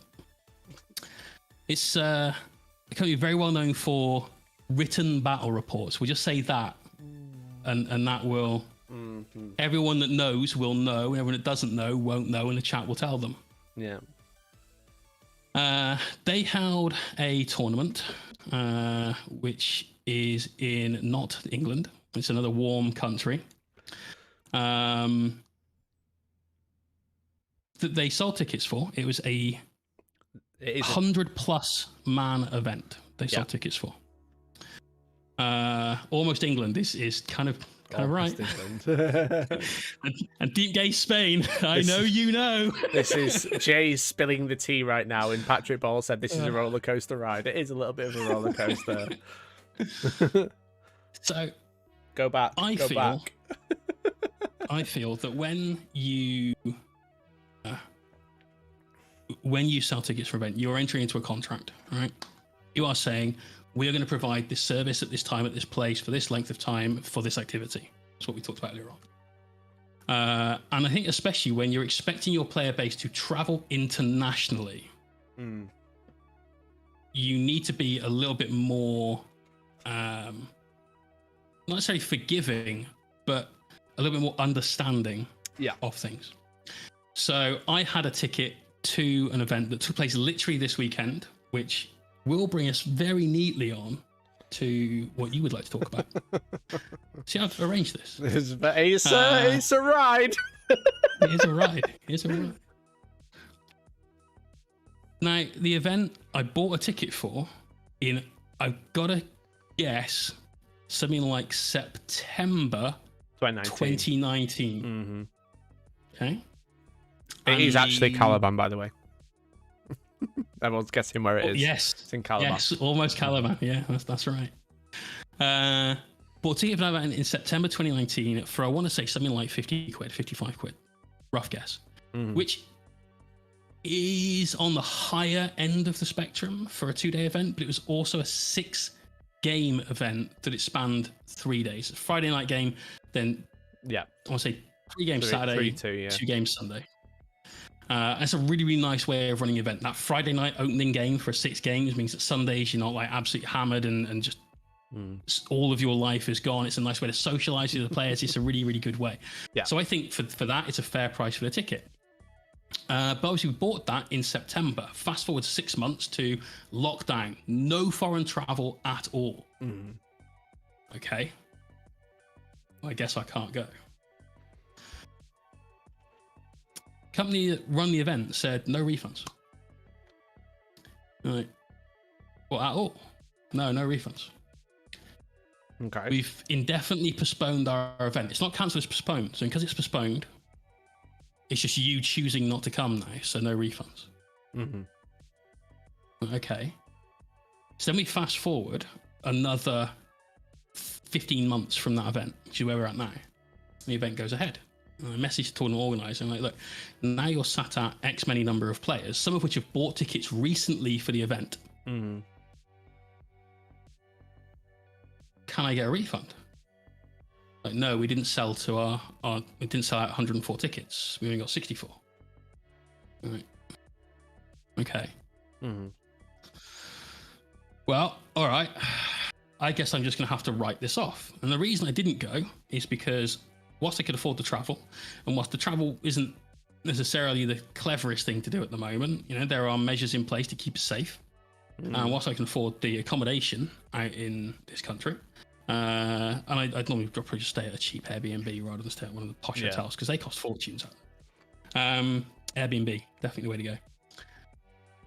Those two things I didn't mind paying for. What I minded paying for was about 160 quid's worth of pre-booked COVID-19 tests, which please use I don't custom want to add fields that instead. to the cost of an event. Get yourself By a the time you nice book your threaded ticket, cable. Might be tears of joy. big thanks to Allgrun. Thank you very much for the Organ super UK. chat. Oh, again, really appreciate it, buddy. Nice. Thank you very Cabling cool. is important. Cabling is very important. Thank you very much for the super chat. Very cool, very epic. Thank you everyone for helping the monitor fund. But yeah, once you've paid your hotel, your travel, which in this case would be 2 trains, a bus twice, and a plane, and then paid for the COVID, suddenly that tournament isn't 55 quid, it's like 555 quid. Yeah. I don't really want to pay that for that, especially when you think about it, really think about it, for an extra 300 quid, that's Vegas on a budget. Sure is.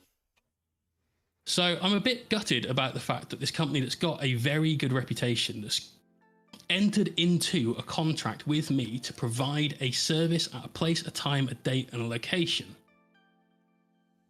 reneged on that by postponing the event indefinitely, which I feel is a shady way of like, I'm not going to give you your money back, but I'm going to hold on to it for ages if I can. I understand there's reasons why you might need to, you've said. Yeah. But all of that has left me out of pocket 50 odd quid with a bit of a bad taste in my mouth for an organization that until very recently I had nothing but the utmost respect for. And I think that that's a really bad thing, because reputation is something that costs you so much, not monetarily necessarily, but you can't buy it. Time invested, you can't buy it. But it's the most expensive and valuable thing you've got. Yeah, it's super difficult to keep hold of with a couple of bad decisions. And for me personally, only personally, their reputation has been stained a little bit by the lack of understanding, by the lack of not necessarily empathy, but we understand the world's in a shit state right now. We get it. It's sorry that you couldn't come. Here's your ticket money back. That would have been all I really wanted. Is it going to kill me not having that money back? No, I'm fortunate enough to be in a position financially where that isn't the end of the world. And it's an organization that I've been happy to support financially over the years. Been a subscriber to their like behind the scenes content. Not that I watch any of it, but just to support their channel. Yeah. Bit like yours. And I won't do that now. That's a real shame. Yeah. That's the problem, isn't it? Even you say that's a bigger organization, but is it really? I'd say they're more renowned. It's certainly a lot larger than somebody that is like running the tournament out of their bedroom. You know what I mean? yeah, for sure. So, and that's the problem. It's like the way, I don't know. Let me know in chat. And they have run international tournaments for the last 7 years as well. Yeah. Low Retreat 10 is on this year. Yeah. Let me know in chat what you guys think to these sorts of situations. Like, do you agree with it? Do you think they did the right thing? Did they did the bad thing? The problem is like it was unprecedented times. It was literally something that's never happened in our lifetimes or even our parents' lifetimes. Like nothing like that had ever happened before, and no one really knew how to deal with it. And like postponing indefinitely is like rubbish, but also kind of understandable at that point because no one really knew what the future looked like. We can look back and say like, lol, it's been 18 months, you haven't sorted it out. But also we didn't know it was going to be 18 months. We didn't know it was going to be a month, We thought, everyone thought it was going to be 2 weeks at first. 2 weeks lockdown, and back off you go. Some people were wiser to that, but that's what we were told, especially here in the UK. I don't know what it was like outside the UK. You might have heard differently.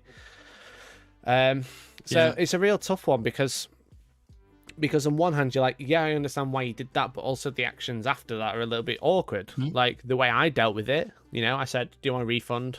If not, we're going to hold it indefinitely. which, again, as we said, a lot of people were cool with. And then we had to shrink the event. So basically what I did was essentially said, hey, guys, you're all ticket holders. Let me know what you want to do. Do you want to come to event A? Do you want to come to event B?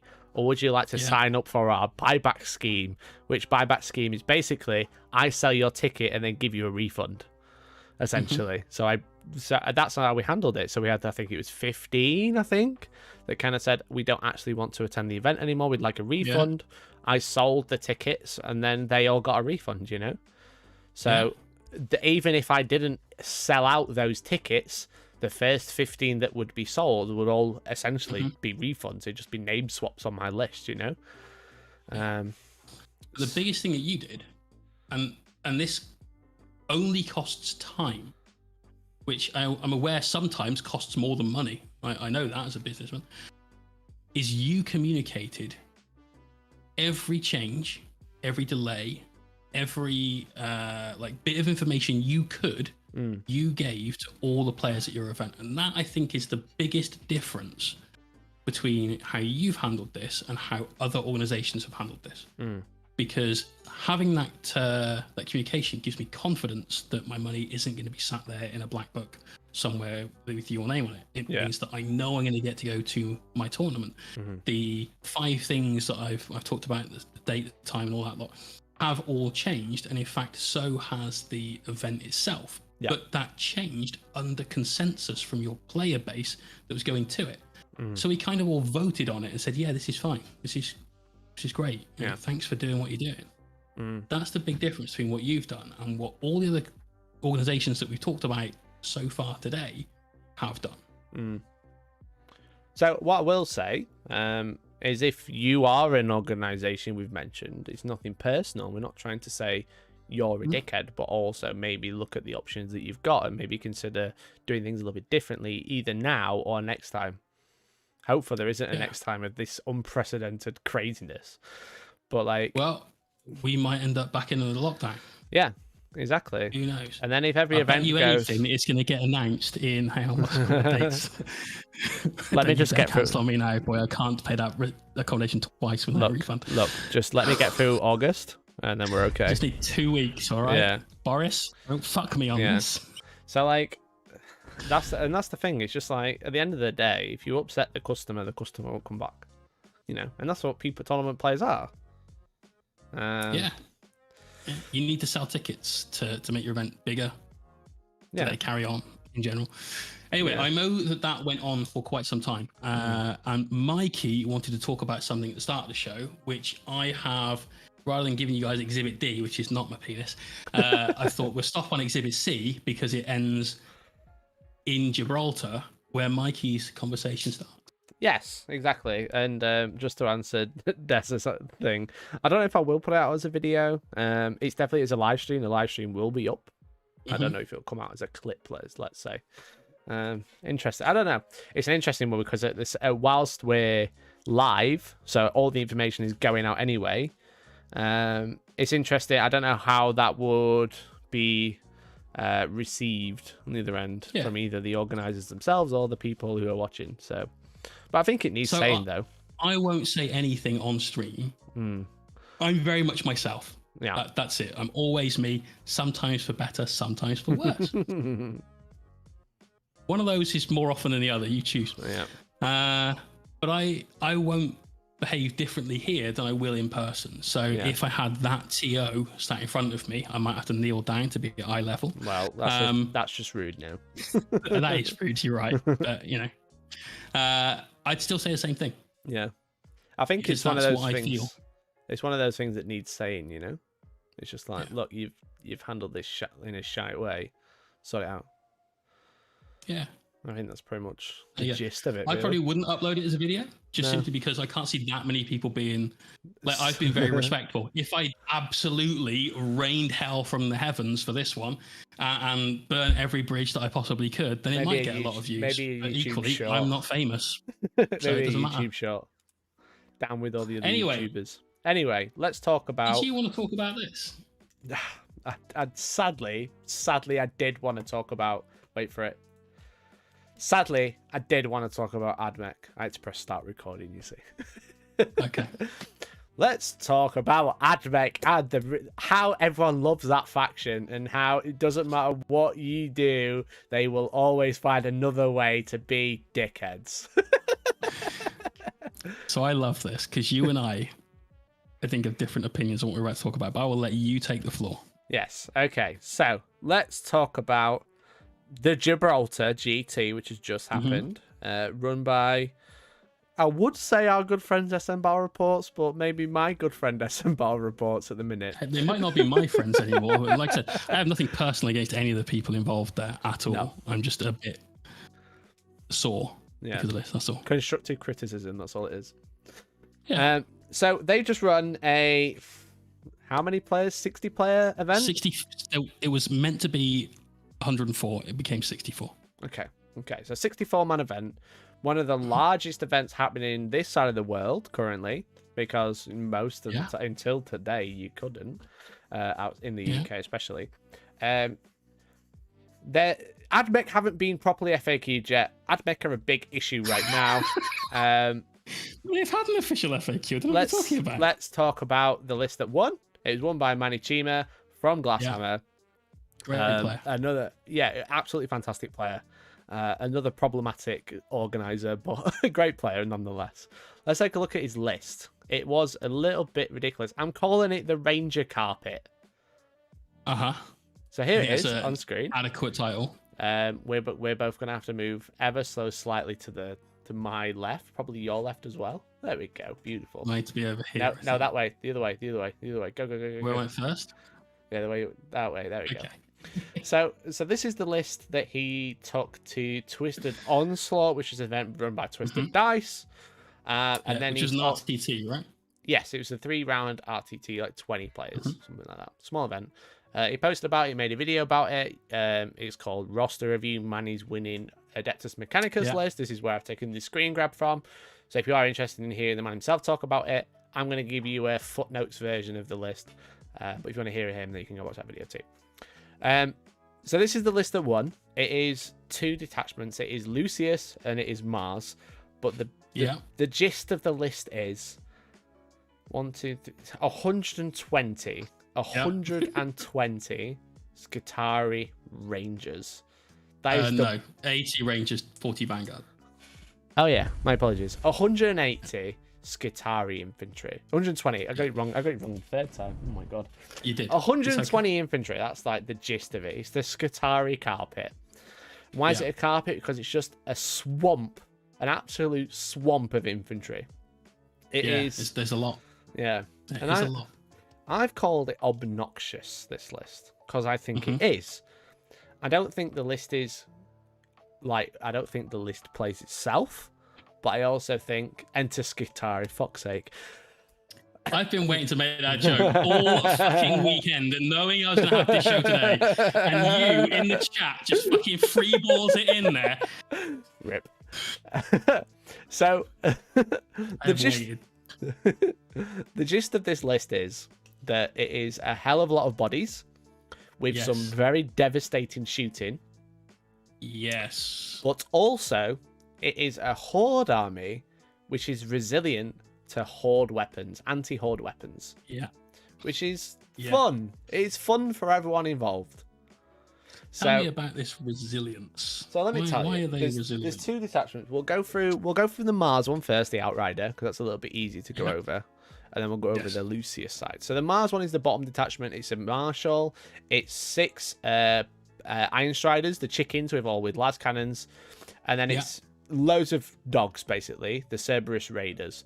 So the unit of 9, unit of 3, unit of 3. So Mars lets you re-roll a hit a turn. Yes. But it also similar gives... to things like salamanders and stuff now. Yeah. It's not wound, just hits, though. I think. Oh, yeah, there's just wound. Yeah, those are just hits.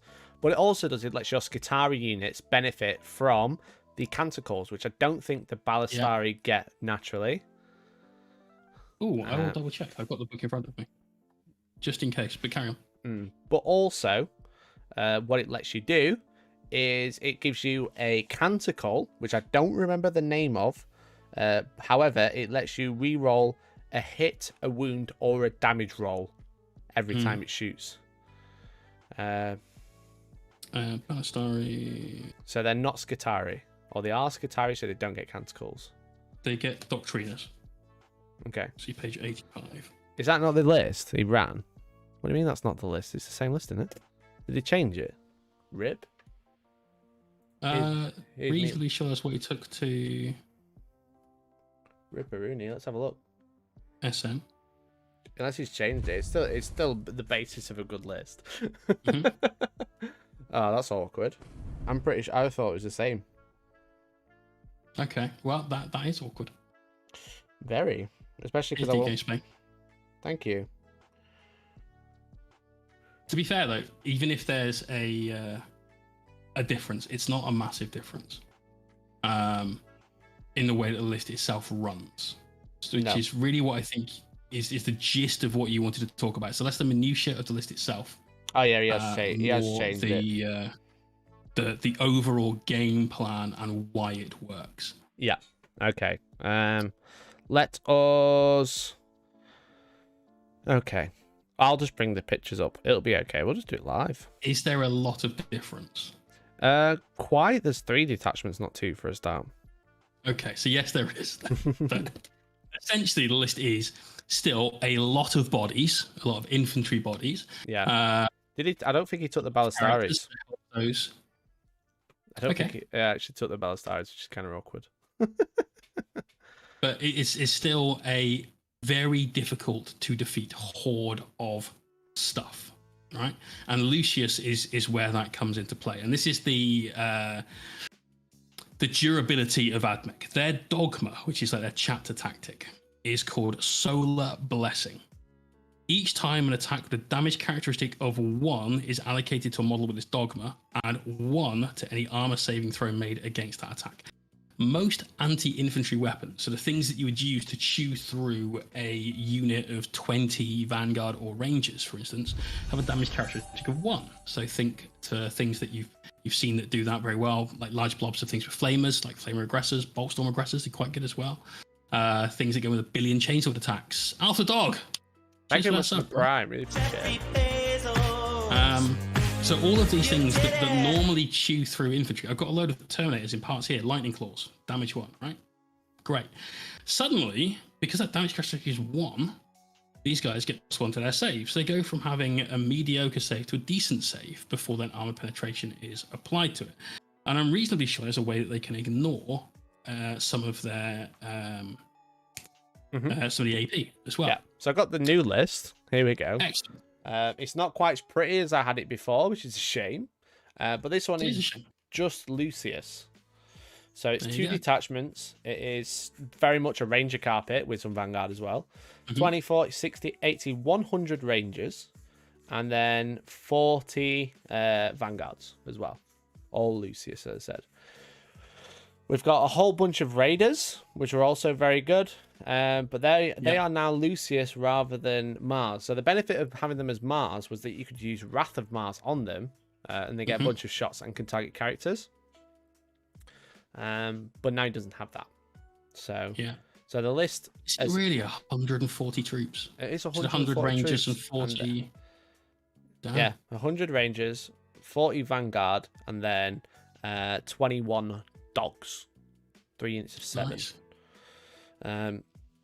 So essentially, plus some Jazz Hands priests. Yeah. So the Lucius gives you Solar Blessing, which is a +1 save, but it also gives you extra range on your weapons. It gives you +3, right? Yeah, +3 range. Yeah. Yeah, which is really useful because some of their weapons have got like a shorter range, like 18-inch range, so it only brings it up to 21, which makes it a lot more relevant.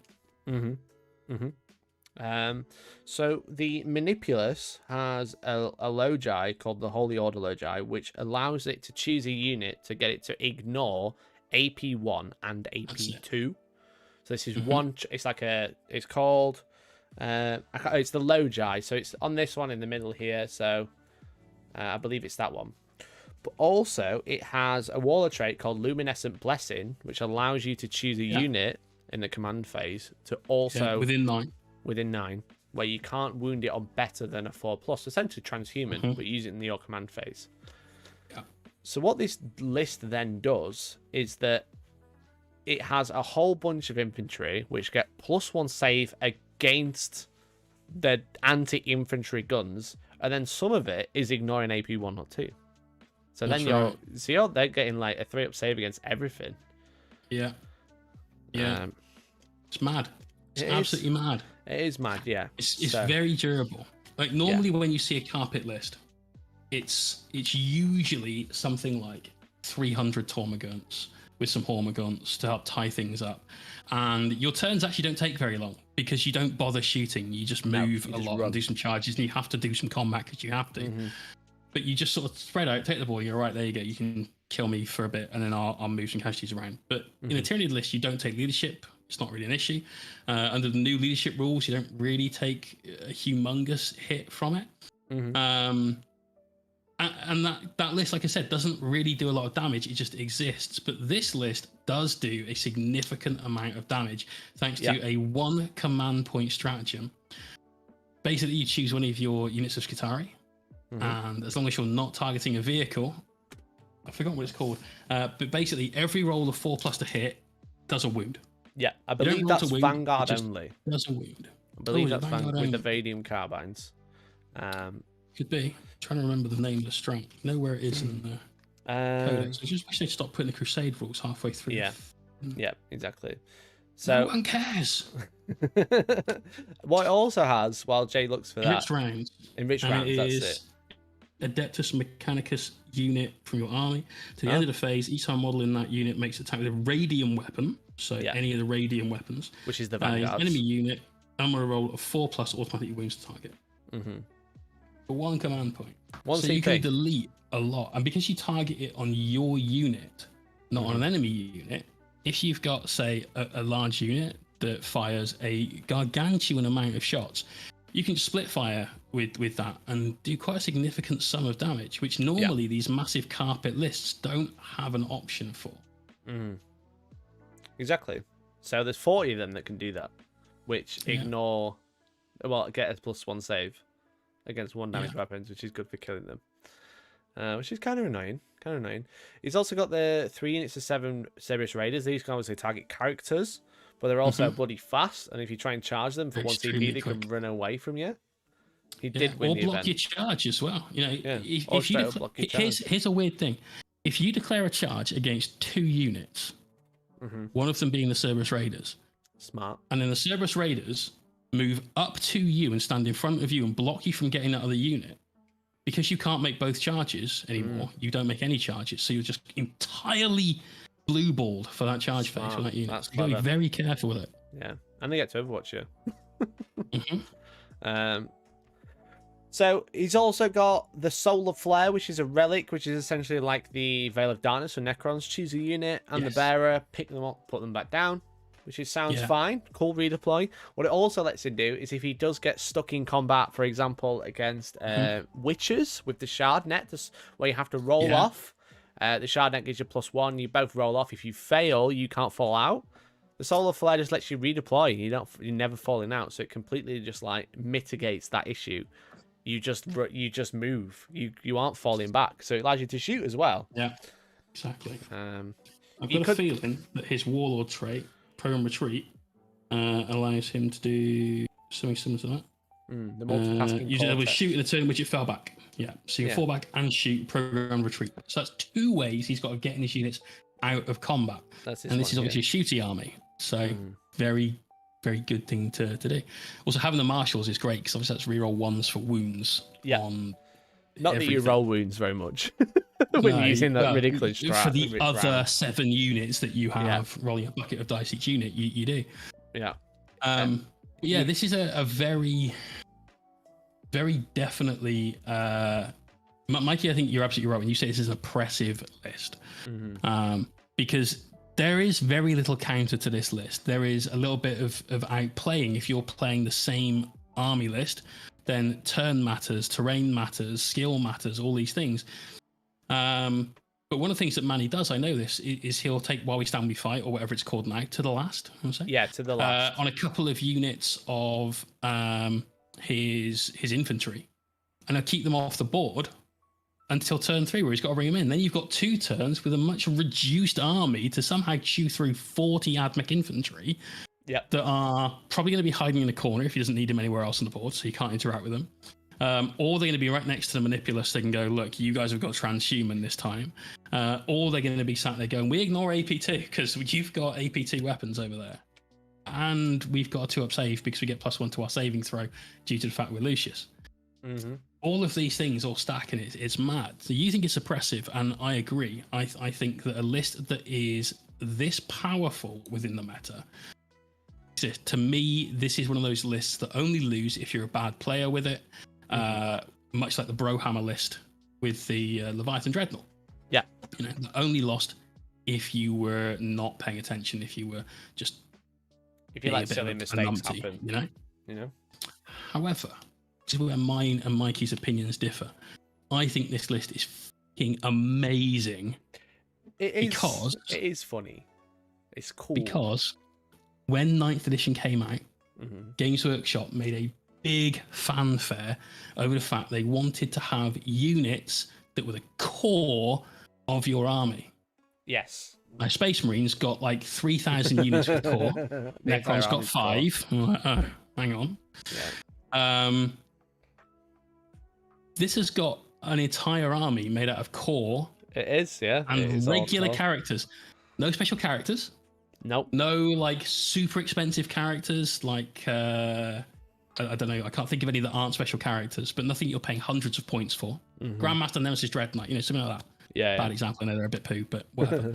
You don't have anything like that as these super nails characters that carry the list with a load of other stuff. You've got your basic dudes and their boss.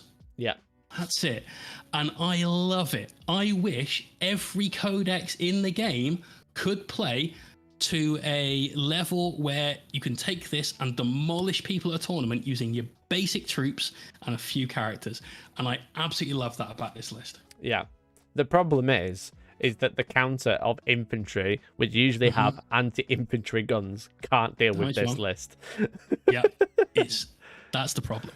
That's the problem. I love the theme, and I'm not accusing Manny of, in any way, shape, or form, thinking about the fluff when he wrote this list, because I bet you he didn't. No. But I love the fact that it is one of the fluffiest lists I have ever seen. Admech Horde, which is what they are, unnumbered. Well, in fact, they're all numbers. They are just numbers, yeah. Just numbers. Just ones and zeros, I think it's amazing. I love that. Is it too powerful? Fuck yes. Yes.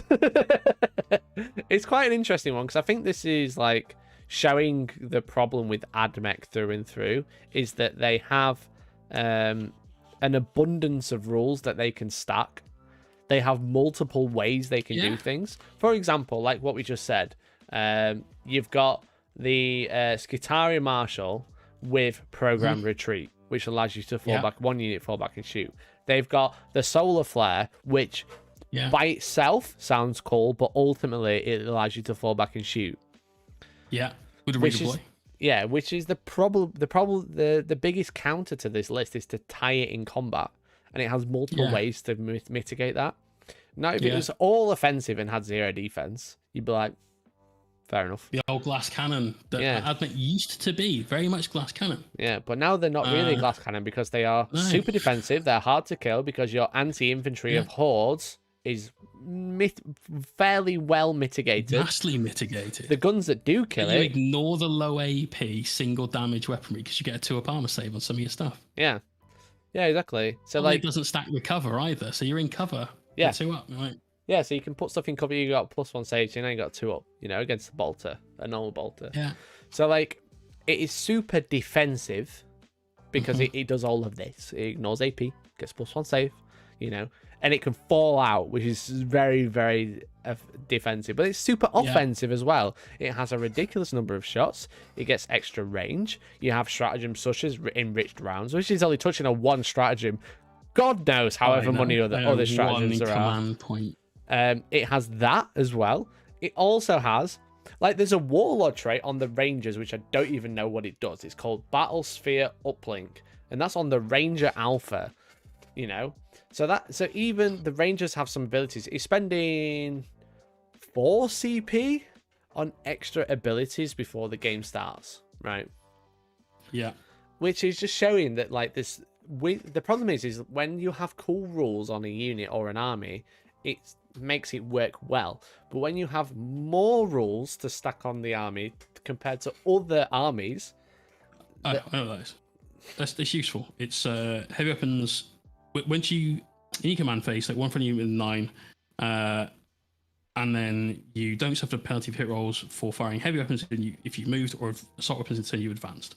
So, especially for Skitarii that want to advance to get in range of their assault weapons, to hit on 4s unmodified, they can now do that without taking the modifier for advancing. So that threat range of 21 inch for the weapon and 6 inch for the movement puts you to 27. Sorry, it's very hot here. Giving you an almost 30.5 inch average threat range for that unit, which is fucking mad. Someone in the chat says Battlefield Uplink lets you perform actions and shoot, if I remember correctly. Is that another warlord trait? Not what I've just read. It might be a different thing. It's probably got it. It might have all of them all added into one. But that's the thing, when there's so many rules stacked on top of each other, it makes the army too efficient. And that was the problem with like Drukhari as well, but Admech seems to have taken the biscuit with it. Yeah. He's thinking of multitasking Cortex, which the Skitarii Marshal has. There you go. So the Skitarii Marshal allows you to do an action and shoot. That's it. Right. Okay. So one unit can advance and shoot with no penalty, and then perform an action while still shooting. No, you can't perform an action whilst you've after you advanced. Very so true. Another unit. It would have to be different units. Very true. Which is why this army isn't an instant win army. No. Like, you still have to know what's going on. And people, when this book came out, there were a lot of people that write articles for the internet or do videos for the internet that absolutely lambasted this book with, my God, this book's too complicated. How could you possibly have written this book? Because it's too complicated and no one will ever understand it, which is obviously bollocks, because given time, people will understand it. And Manny and other people that have written these really high functioning lists, Malik took Admech to the event as well and did very well with those. He had 6 flyers, lost to Manny, which is no hardship, we all do. You don't have enough guns. He literally didn't have enough guns, even with the fusillade things, because it's heavy stubbers, which are anti-infantry weapons against the infantry swarm. That it's not going to do any well against. Fortunately, Gatling cannons are damaged too, so fucking coming for you. But you don't have enough, Jay. You don't have enough. You don't have enough Gatling cannon. I do. I really do. But what this means is this list has a lot of ways to mitigate your offensiveness. Not only in shooting, but also tricks, as in falling back and shoot, redeploy, etc. You can also... You have to actually wrap and trap something again. Just force the CP spent. Yeah, but it's not even that big of a deal, I mean, it's one unit, but I mean, if one unit can fly out, then so you've got to wrap 2 units a turn. Can you make it to wrap 2 units a turn? Technically 3, because of the solar flare as well. Can you make it to touch and wrap 3 units a turn? Probably not. Probably not. And the problem is that there just isn't quite enough guns. And it can perform actions and still shoot with a unit. So you can retrieve Octarius data with one of your 19 million units of infantry and still shoot. So you're not losing any effectiveness while scoring points. So it's crazy, isn't it? It's like you said, crazy it's efficient. A very defensive army that's super offensive, stacked with super offense. Think about another crazy defense army, such as Death Guard, for instance. T5, we reduce damage. We've got all these things. Their crazy offense, which is definitely there, they can put out the hits, comes much later in the game where they're in close combat with you. That's the payoff. It keeps everything relatively balanced. Very defensive, very tough, hard to kill, but they do their damage later on in the game. You've got a little bit of a time to deal with it. You don't really have that with this list. And because of the way that this list handles the secondaries, and writing lists with secondaries in mind is something that everyone should do. Think about how you're going to win the game, because it's won on points, not just wiping out your mate's army. Manny knows what secondaries he can take with this army to score 100 points almost every game. The RTT he went to with the list you showed earlier on, he lost 5 points in that entire event. Out of 3 games, he scored 295 points. Those 5 points were on the primary, because it was a hold 2, hold 3, hold more, I think. And somebody held him to only getting 5 points in one of his turns twice in a row. Wow. That's it. That's the only reason he lost points in the entire event. Because he knows the army, he knows the secondaries he can take with it and just go, right, I've won the game. Cool. Thanks very much. And in the hands of a skilled player, it's very much a list where you turn up and you go, right, well, I don't have the tools to defeat this. Therefore, I'm going home with a loss. That's not good. Yeah, exactly. And I think that's the problem. So if we were to fix this army, as in let's make it more reasonable, do you think Skitarii should be a more defensive army, as in by doing that we nerf the offensiveness, or do you think they should be more offensive, we should nerf the defensiveness? I think that it needs to be you nerf the defensiveness. Yeah, really. Because what you've super aggressive. Yeah, I mean, they always were, so that's not really a big loss to anyone that's been historically an AdMech player. You were always a bit of a glass cannon. Yeah. But I don't think that a unit of infantry, if we get into like the fluff of the game, which is kind of how I'm balancing this in my head, if you take a Space Marine, a regular everyday Space Marine, he should not be easier to kill than one shiny boy. Yeah. I'm aware, bionics and everything else that goes on in there, and mostly machine and not metal. But a Space Marine is meant to be this like living embodiment of the Emperor and practically a walking battle tank and all that. And here is one shiny boy that is actually harder to kill at times, and that's not good. So I think you have to balance it that way and take some of that away. It also means that if you want to take this carpet of Skitarii, you still can. You just have to be aware that they will die quicker. Yeah. Much like any other carpet horde. Think about mass Nurgling spam, mass Gaunt spam. Yeah. I agree. I think that the amount of defensive buffs, especially Lucius, I think the amount of defensive buffs they have is too much. They shouldn't be able to get +1 save and then ignore AP at the same time. If they didn't get +1 save, ignoring AP on one unit would be fine. But when the entire army gets +1 save already against your anti-infantry weapons, it's a bit of a kick in the teeth. Okay. The fact that they have multiple ways of getting out of combat is kind of annoying. It's manageable, but it's kind of annoying. They're a shooting army that has that. Yeah. And so, all right.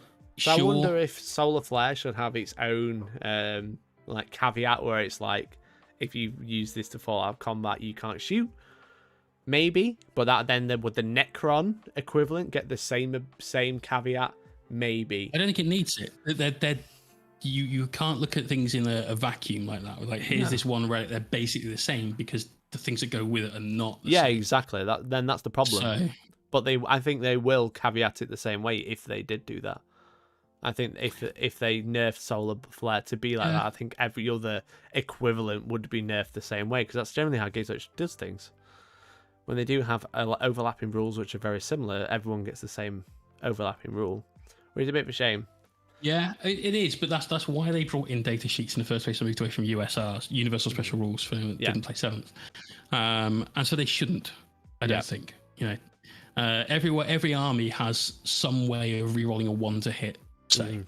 And if they decided they're going to change that, they'd have to do that very carefully across a range, because rerolling 1s to hit with, say, Custodes, where you hit on 2s, is quite powerful. It means you're going to hit almost every shot. Rerolling 1s to hit with Orcs, where you hit on 5s, well, who gives a fuck? It's nothing. It doesn't matter. So you have to balance all these things differently. So I don't think they should make like a blanket change to all relocate relics. No, I don't. The fact either. It's once per game, I think, is enough. Yeah. The fact that they've got that and fall back and shoot in a different way, all right, it is what it is. Yeah. Maybe they make that once a game. Well. Yeah. I don't know. Exactly. Don't say everyone gets the same caveats, Mikey. Celestine will laugh in your face. This is very true. Very true. Even if you nerf the Codex defensiveness, how do you handle nerfing the new Warzone book, giving them a 5++ in runnable save and ignore blast? Well, again, that's the problem. They're getting even more defensiveness. Manny will lose like 2 units. Exactly. Is you have less, right? Yeah. That's the trade-off. It's 2 points per mini for everything that's Skitarii keyword, or just Skitarii on foot. I don't know. Keyword. I haven't read the book yet. No, neither have I. I don't have one. I don't have one. Maybe I'll get one. I don't know. No, do I? But if you start removing elements from that list, there will come lists that can start to deal with it. Either they have the damage to ignore the +1 to saves, or they just have crazy AP, or they just deal with it in combat, where suddenly they've got damage to weapons because that's just what their army's got, and they just fly through a unit. Yeah, it could happen. But I think you need to target the defensive nature of the AdMech rather than the offensive nature. I think they're an army that is definitely a shooty army. They don't really have a lot of good close combat threats. They've got some okay ones. Yeah, nothing that's crazy. Sure. So they should be aligned that. Similar to Tau, right? Yeah. Everyone loves to hate Tau, but Tau definitely shoot things. Whereas that's just what they do. They don't do anything. They else. don't do close combatness. And you've got to bear that in mind when you're calculating it. Yeah, exactly. Because the game is like it's like a 3-phase game in terms of killing. It's psychic, shooting, and fighting, right? And if you're going to be if you're going to be good at them all, like Space Marines, for example, or okay at them all, then you're okay at them all. But when you're not interacting with 2 of them, you've got to be hyper efficient in the other one. And that's why Tau are super shoot it, and that's why people don't like them. It's because they're obnoxious. Again, even with the way they are in the minute, they're obnoxious in the one phase, which is usually the most damaging. Shooting phase is usually the most damaging in this game, and Tau are super damaging in that phase. But maybe Skitar, and they were hard to hold on to as well. Remember, all their stuff had fly. You touch it, and all right, cool, doesn't matter. Yeah, exactly, and they just carry on doing it. But now, like AdMech are very much in that same position, but they have more defensiveness than Tau. They don't go down as it like Tau have drones, but drones die. Tau drones do die. Drones are easy to kill. That's why you have a lot of terrain that they hide behind, and the feels bad of I've had to shoot your Riptide, and all I've done is kill 2 drones. Yeah, exactly. You get that. Like Gumbleeding said it right though. Even if we are looking at the defensiveness stuff. Like enriched rounds should have like either just an increase in CP, or it should be an increase depending on size. For example, a unit of 5 is 1 CP. Unit 10 is TCP. More than 10 it's 3 CP. What do you think on changing the unit size of Vanguard and Rangers to 10? Like just capping them at 10. Yeah. So they used to be, right? I'm sure they used to be unit size 10, and then became 20. A lot of things have changed to 20. So Sisters have. All the Heretic Space Marines have. Yeah. Space Marines have remained at 10. Yeah. Why not go? Tell you what, AdMech, it's very hard to balance because we had to make your stratagems too expensive. Yeah. Or you have less. If you make stratagems too expensive, it means that they can do it less. So, crap, what's the House Raven Knight one? Something of Friends or whatever it's called. Companions. Order of Companions. Order of Companions, that's it. There you go. Something of Friends. Order of Companions went up to 3 CP. We could reroll all of the dice roll that were a 1. And that made sense. But as soon as it went to 3 CP, you're like, well, you can do this literally once a game if you're going to be able to use things like rotate iron shields and so on. Especially when the game was as it was with CP, which is very limited. Definitely. So having something like that where it prices it out from being used every turn, I think isn't a bad thing. But I don't know if it's the right answer. I don't think the right answer is always as clear cut as make this more expensive. No, sometimes I think it's always like a plaster to fix a bigger issue. And the problem is that you have blobs of units which are really good at doing stuff. And when you have a big blob of units, then you essentially allow a stratagem to be more efficient. And that's why usually they have a banded cost. If it's this much. If it's this, it's this much. And interestingly, which I don't know how much you know about. However, in Age of Sigmar, command abilities are kind of like character given out stratagems. They're kind of very similar way. You choose a unit, you give an ability. In Age of Sigmar now, like a command phase thing. Yeah, kind of. Yeah, a lot of them have like specific phase, but essentially you choose a unit that gains an ability. It's not usually like units within a range. It's one unit within a range. Now what they've done is in 2,000 points, you can only reinforce or essentially buy more than the starting size. I just want to say thank you very much for the 5 super chat from Ginger Steve. Says stop bashing Codex Creep before Templar supplement comes out. Stop bashing Codex Creep before the Templar supplement comes out last. Give me my hour in the sun where I can look at a knight and kill it. Brilliant. Brilliant. Thank you very much, Steve. Really appreciate the 5. Where was I? Age of Sigmar. So reinforcement is essentially when you take a unit that is 10, starts at 10, and you buff it to 20. Right. That's what they call reinforcement. You can actually only do that a maximum of 4 times in a 2,000 point game. So you can only increase the size 4 times. Okay. And infantry squads, like your troops, essentially your battle line units, can do it up to twice. Every other unit is up to once. but you have a maximum of 4 across the army. Wow, okay. So that is a massive list building restriction, which actually fixes the problem we're seeing today, where you have a stratagem which buffs a humongous unit, right? Yeah. Because you just take as many as you can. Whereas in Age of Sigmar, you can do that, but you can max do it twice on 2 units. Then you... With this list, then, one of the things that would change is Manny obviously very cleverly puts buffs on things to make you want to kill those, but not be able to kill those because they're on an objective, they're in the way, you know, they're going to kill your other unit that you need to keep. But he'll put those units in places, but they won't be his while we stand, we fight unit choices. Now, he can get away with that because he has 7 units of troops that are all the same points cost, so they're all eligible for while we stand we fight, and they'll probably be off the board for quite a long time. As soon as you do that, if you did change the number of units that you could have that were large, that changes the win condition of to the last, sorry, we should call it now, because those 2 big units that he wants to put in harm's way to deal with the damage, to get the max efficiency out of those stratagems, are suddenly... I can put this out, but you can kill my unit now and stop me getting 5 victory points. Yeah, exactly. As Gunblin has said, it's a very different way to build lists because you don't really have limits. You don't really have limits like you do in detachments. You essentially build your list, then put it into detachments, and it doesn't have to be in detachment. It's very, very different. But I see that change as a way that where they have problems, where they were going, okay, the people are taking units of 40 when it starts at unit of 10, and they're buffing it with all of command abilities or relentless discipline abilities, which is what I'm really referring to. And I'm casting psychic powers on that unit, and I'm doing this, and it's basically a mini Death Star. Yeah, so it's a little monster of a unit, which is like just a basic troop unit that just it's all right, and then you just give it like 19 buffs, and it's like horrendous, and there's 40 of them, and you can't kill it, and it kills loads. Which is essentially what we're seeing. It's like, yes, there would have to be a fundamental change to the game if they did bring in something like that. But also, that's a very real fix in what I see from Age of Sigmar. Maybe 40k could take some ideas from it. Yeah. Maybe the squads are getting too big. Maybe we need to promote MSU. I don't know. It's interesting. It is. Yeah. Loads of different ways you can fix it. But in the comment section, by all means, put down your suggested fix because you're on the internet and therefore you have an opinion. Exactly. Yeah, we love hearing those opinions sometimes. It's weird, that's for sure. We can't just say, oh yeah, let's bring in that rule for 40k.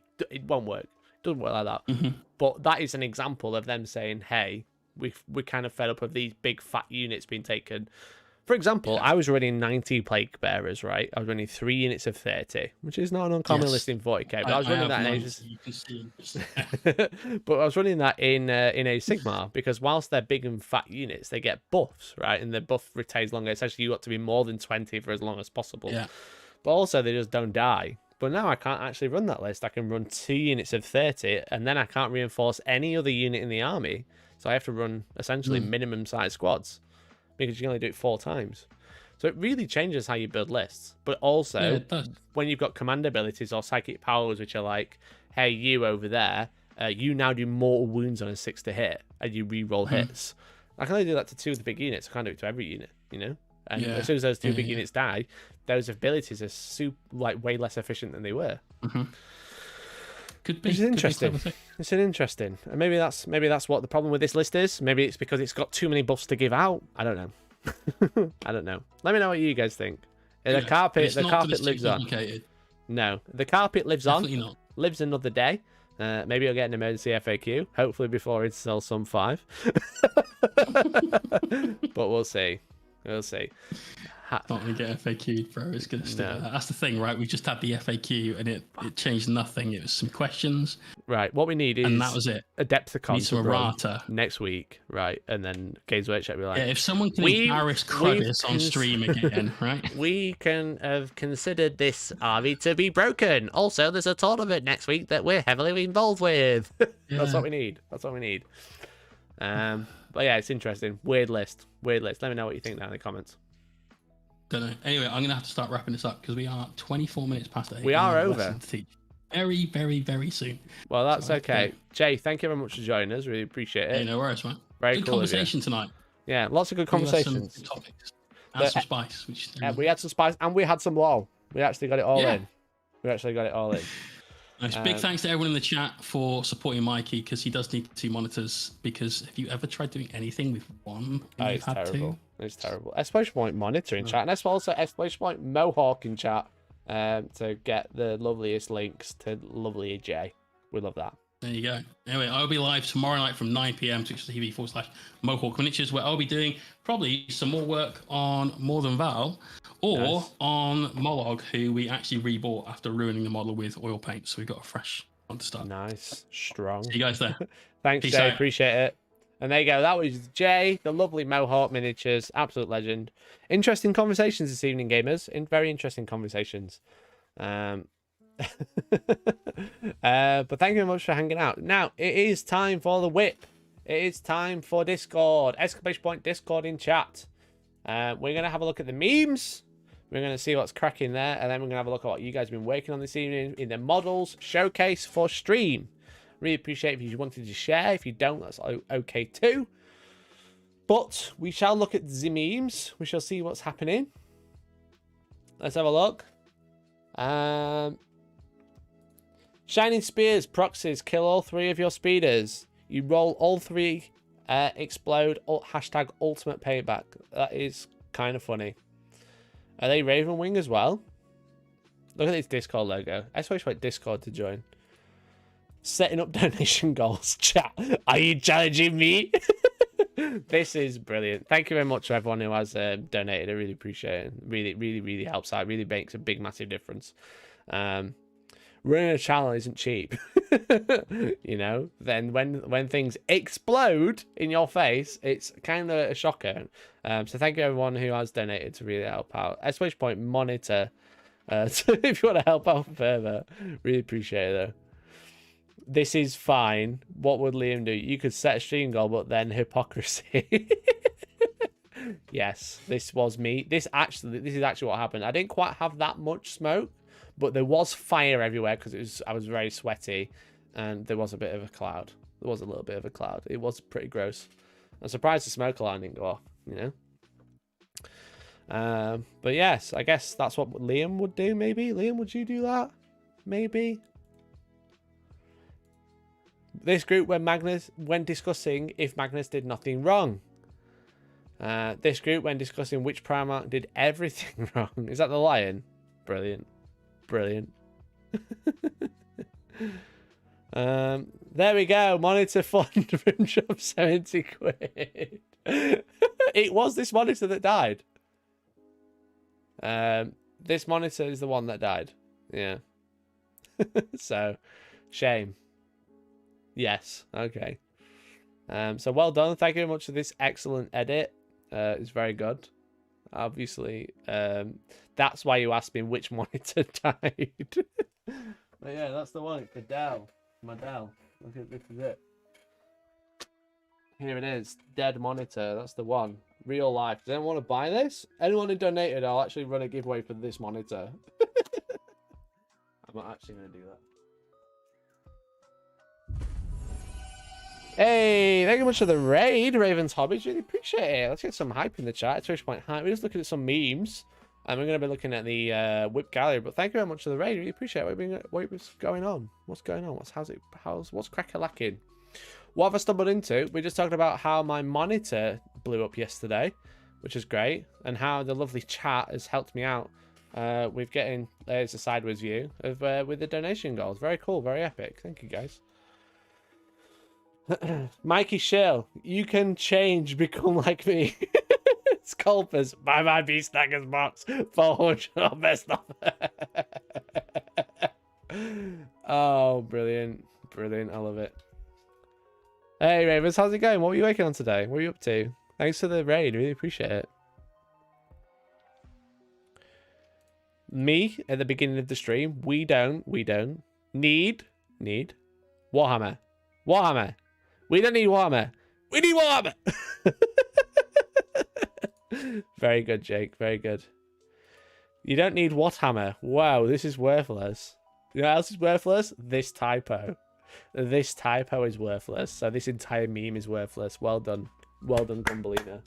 Worthless. Worthless. We don't need Warhammer gamers. 5 minutes later. Okay, you got gamer fuel. I was drinking iced coffee today, homemade. Let's go. Just went on eBay, and the top snagger one is 550 or best offer. What the fuck? Oh yeah, we had a look. 300 average. Just dry brushing my Orc Blood Bowl bases and blocking the metallics. Nice. Well, I hope it went well. Make sure you can give Raven top of your follow. Thank you again for the raid. I got 2 Beast Snagger boxes. I got 3 of them on eBay. I got 5 and sold for 250. You guys got Beast Snagger boxes? How are my keys, Rose? I can't help. You need to look at your keyboard. Are you okay? Gumbellini be like typing one finger, looking where he's going. After all, why shouldn't I sculpt my Beast Snaggers? Not sure if pronounced sculper or twat or dickhead in some dialects. I like the caveat of like in some dialects it's actually pronounced dickhead, but others it's pronounced twat. But overall, they're known as sculpers. Oh, brilliant. Well done, Jake.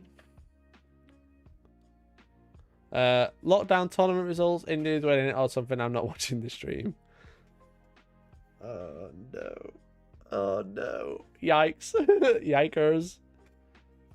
The greater good. That's me running tournaments. That's actually a really cool piece of art. I like it. I might have this as my new profile picture. It's very cool. Right, look how epic I look. Wow, look at me. I like how my eyes starting to shine, but it's good. I love it.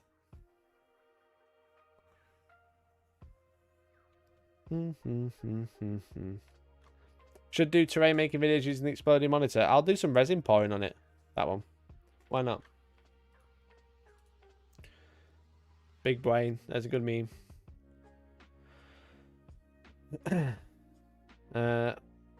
Unprecedented, but clearly some companies, big and small, dealt with it so much better than others. My wedding was delayed and we've been super lucky, but heard so many horror stories. Yeah, exactly, Congress Stewie. I hope you get it sorted though. Right, model showcase. Let's go, gamers. Let's go. Right, what was posted from 6 PM? Spark plug. Done my death guard for my second company. Ferric Blight got a bit out of hand, but that happens with chaos, or just I fucked up the rust pigment mixture. Maybe chaos made a mess up. We will never know. Oh, nice, dude. I think that looks cool. Oh, it's cool. Shave-o? Why would I shave? I don't need to shave my beard, though. I need to trim. These look really cool. We have a run today, so I'm going to have to be super quick with this. My apologies. But these are looking good, man. Love the subtle bases as well, but the rusting looks cool. I don't think you'd mess that up. I think that looks good. I like it. Great job, dude. Haven't been posting for a couple of weeks. Dan stuff. Hello there. A couple of weeks his daughter's arrived. Well, congratulations, dude. Let's get some congrats in chat. Hell yeah. Congratulations. Back on all now, sleep is a thing again. Test model for Raven Wing Army and Necron to get back into the swing of things. Any tips for helping the Raven Wing paint scheme stand out a bit more? Bit limited with all it being black and all. Just did a brush job to get some colours down and basing down, so be as critical as you like. Okay. I like it, dude. I like it. Okay, let's think. Let's think. Oh, you got camera tap as well. I need to go pick this guy up. I need to go pick this guy up.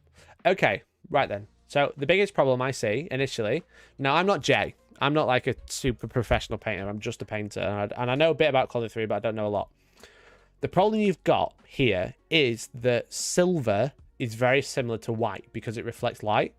So you've got like a white line here, and you got white here, and you got white here. So you've only really got, like, as daft as it sounds, you've got two colors on here. You've got silver, you've got red, and then you've got black. Well, white, black, and red. That's it. So what you could do is look at like things like this, and the exhausts, paint them brass or gold, you know. So like I paint all of my gold brass, you know. Got Gulliman here. That's like brass. It's not really gold, you know.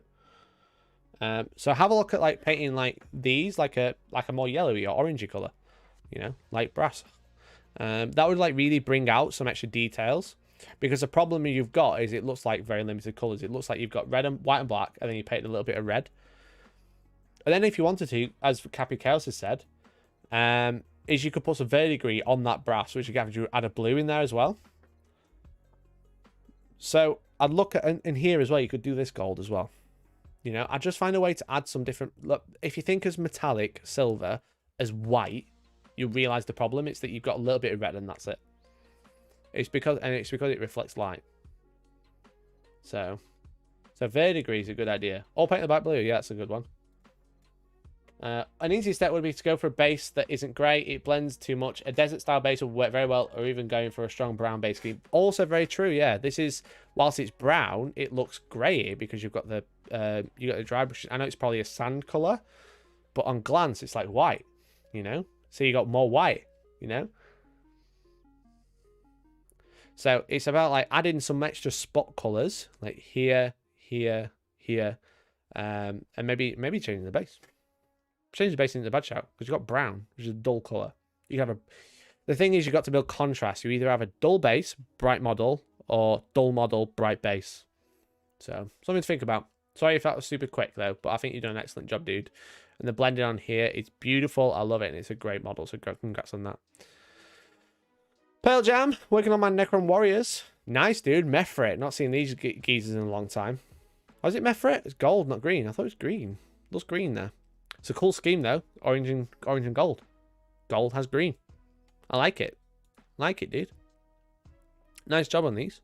I like the bases as well, like those little swamps. Again, as an example, Dan, so look, dull base, bright model. You know? Dull base, bright model. So you need to build the contrast in one way or the other. Chaos Swarm, working on Chaos Swarm. Spawns.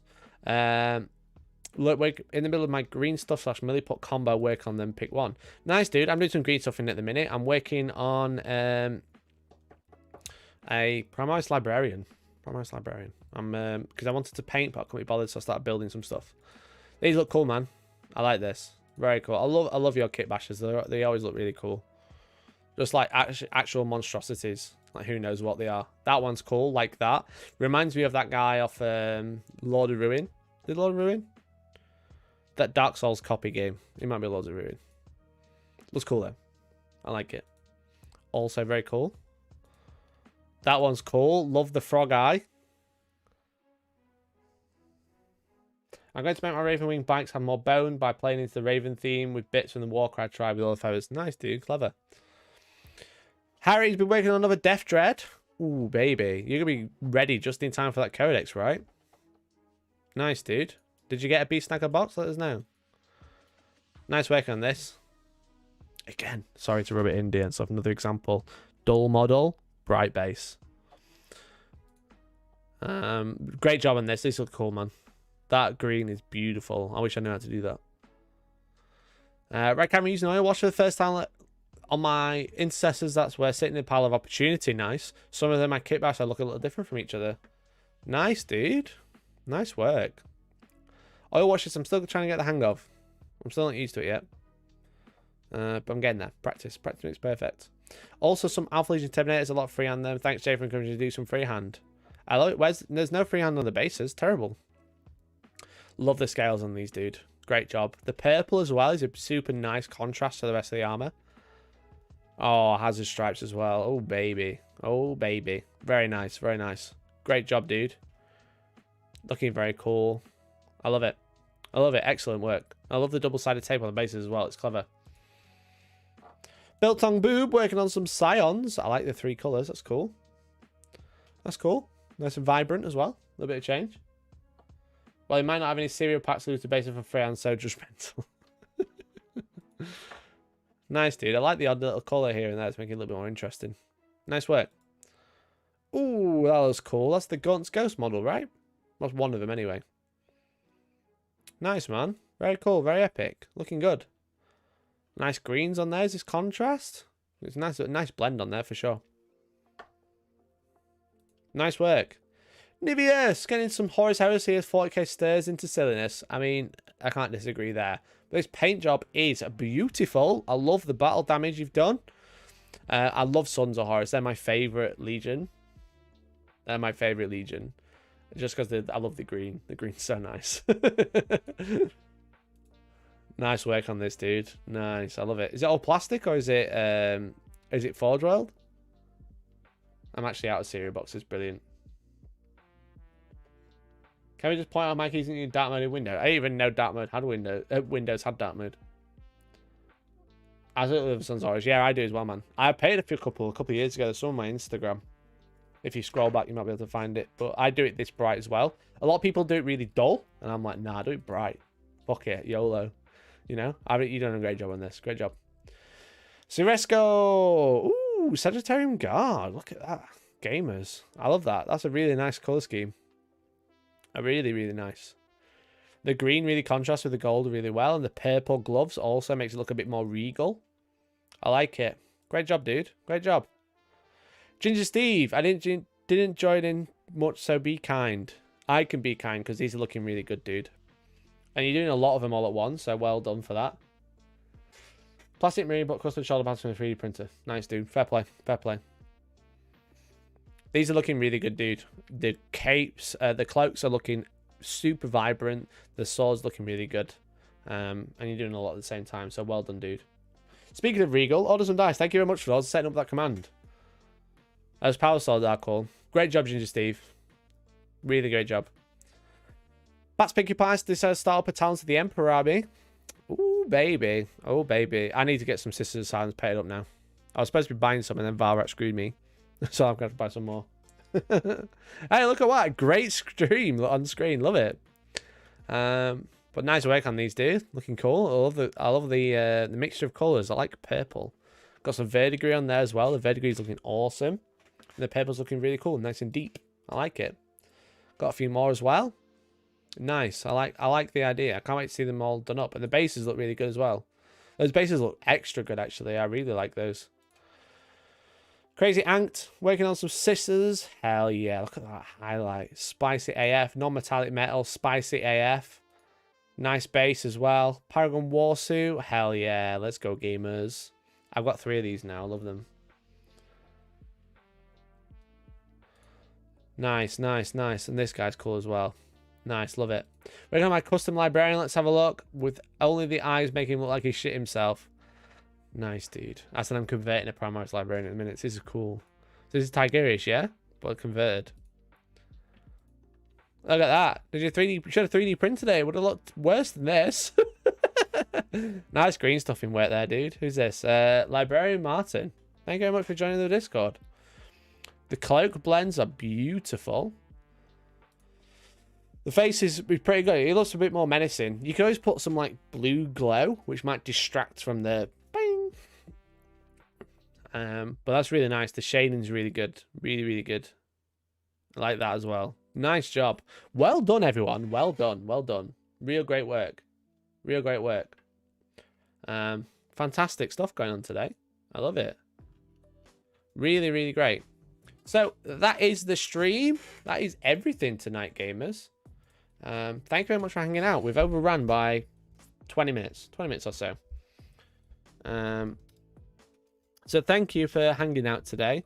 I want to say a massive thank you to everyone who's Twitch primed and the raid from Raven's Hobby. Thank you very much for all the subs. Thank you for the gifted subs. Very cool. I want to say a massive thank you to everyone who's super chatted and helped with the monitor donation goal. That was mad. Mad. I don't really know what to say about it.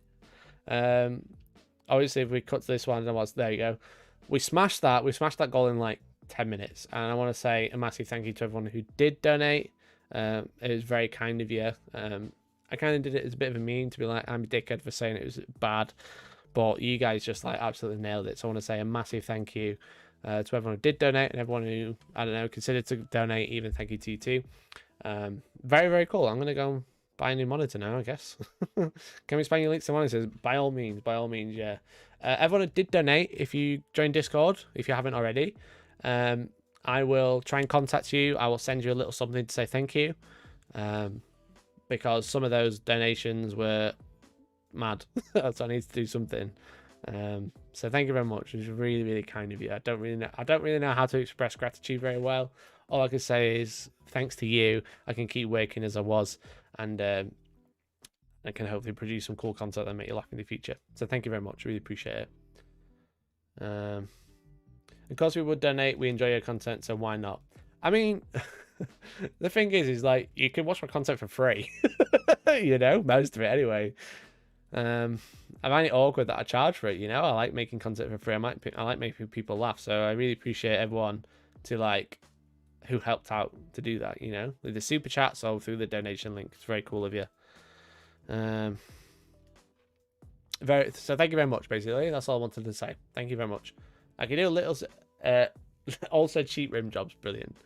I've got a little something. It's not a great deal. It's just a little thank you from me. So let me know if you haven't already. Join the Discord, !Discord. Exploded monitor terrain content. I will keep it. I'll find a use for it. How about that? I'll find a video to do it. Small Prime gang, hell yeah. So thank you very much, everyone. Really appreciate it. If you're watching on YouTube, the stream is about to end. If you're watching on Twitch, I am going to raid a channel now. We're going to raid someone. Okay. Who is live in Warhammer?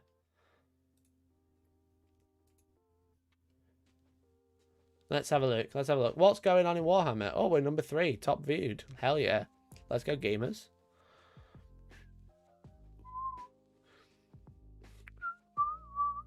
If you're not watching, if you are about to go, I'm going to be bringing out Battle Report on Thursday, hopefully with Kirioth and me, which should be really cool. And then I'll be streaming again on Wednesday, as I always do, on twitch.tv/Hellstormwargaming. There's a link in the description if you haven't already. Probably talking about a new monitor, hopefully. And what else was there? Yes, not this weekend coming, the weekend after. It's actually the anniversary of me doing YouTube full time. So we've got an exciting stream planned. Make sure you don't miss out. There's going to be lots of giveaways, lots of cool stuff happening. Playing some games, playing chat games, painting maybe. I might paint on the stream. But that'll be live on YouTube and Twitch as well. So make sure you check it if you can. Really appreciate it. Right then. Okay, who should I raid? Let's raid Warhammer Paint Slacks335. Why not? What are you doing? Let's find out. Slacks335. I didn't type anywhere. Make sure you join the Discord if you haven't already. If you're watching on Twitch, then please follow this raid. Go say hello. We're about to drop 50 viewers on him, so it's going to be awesome. So thank you very much for hanging out. Really appreciate it. I love you all. This is great. And can't you just say 31? Yeah, the 31st of July is my anniversary. So, thanks. Bye now.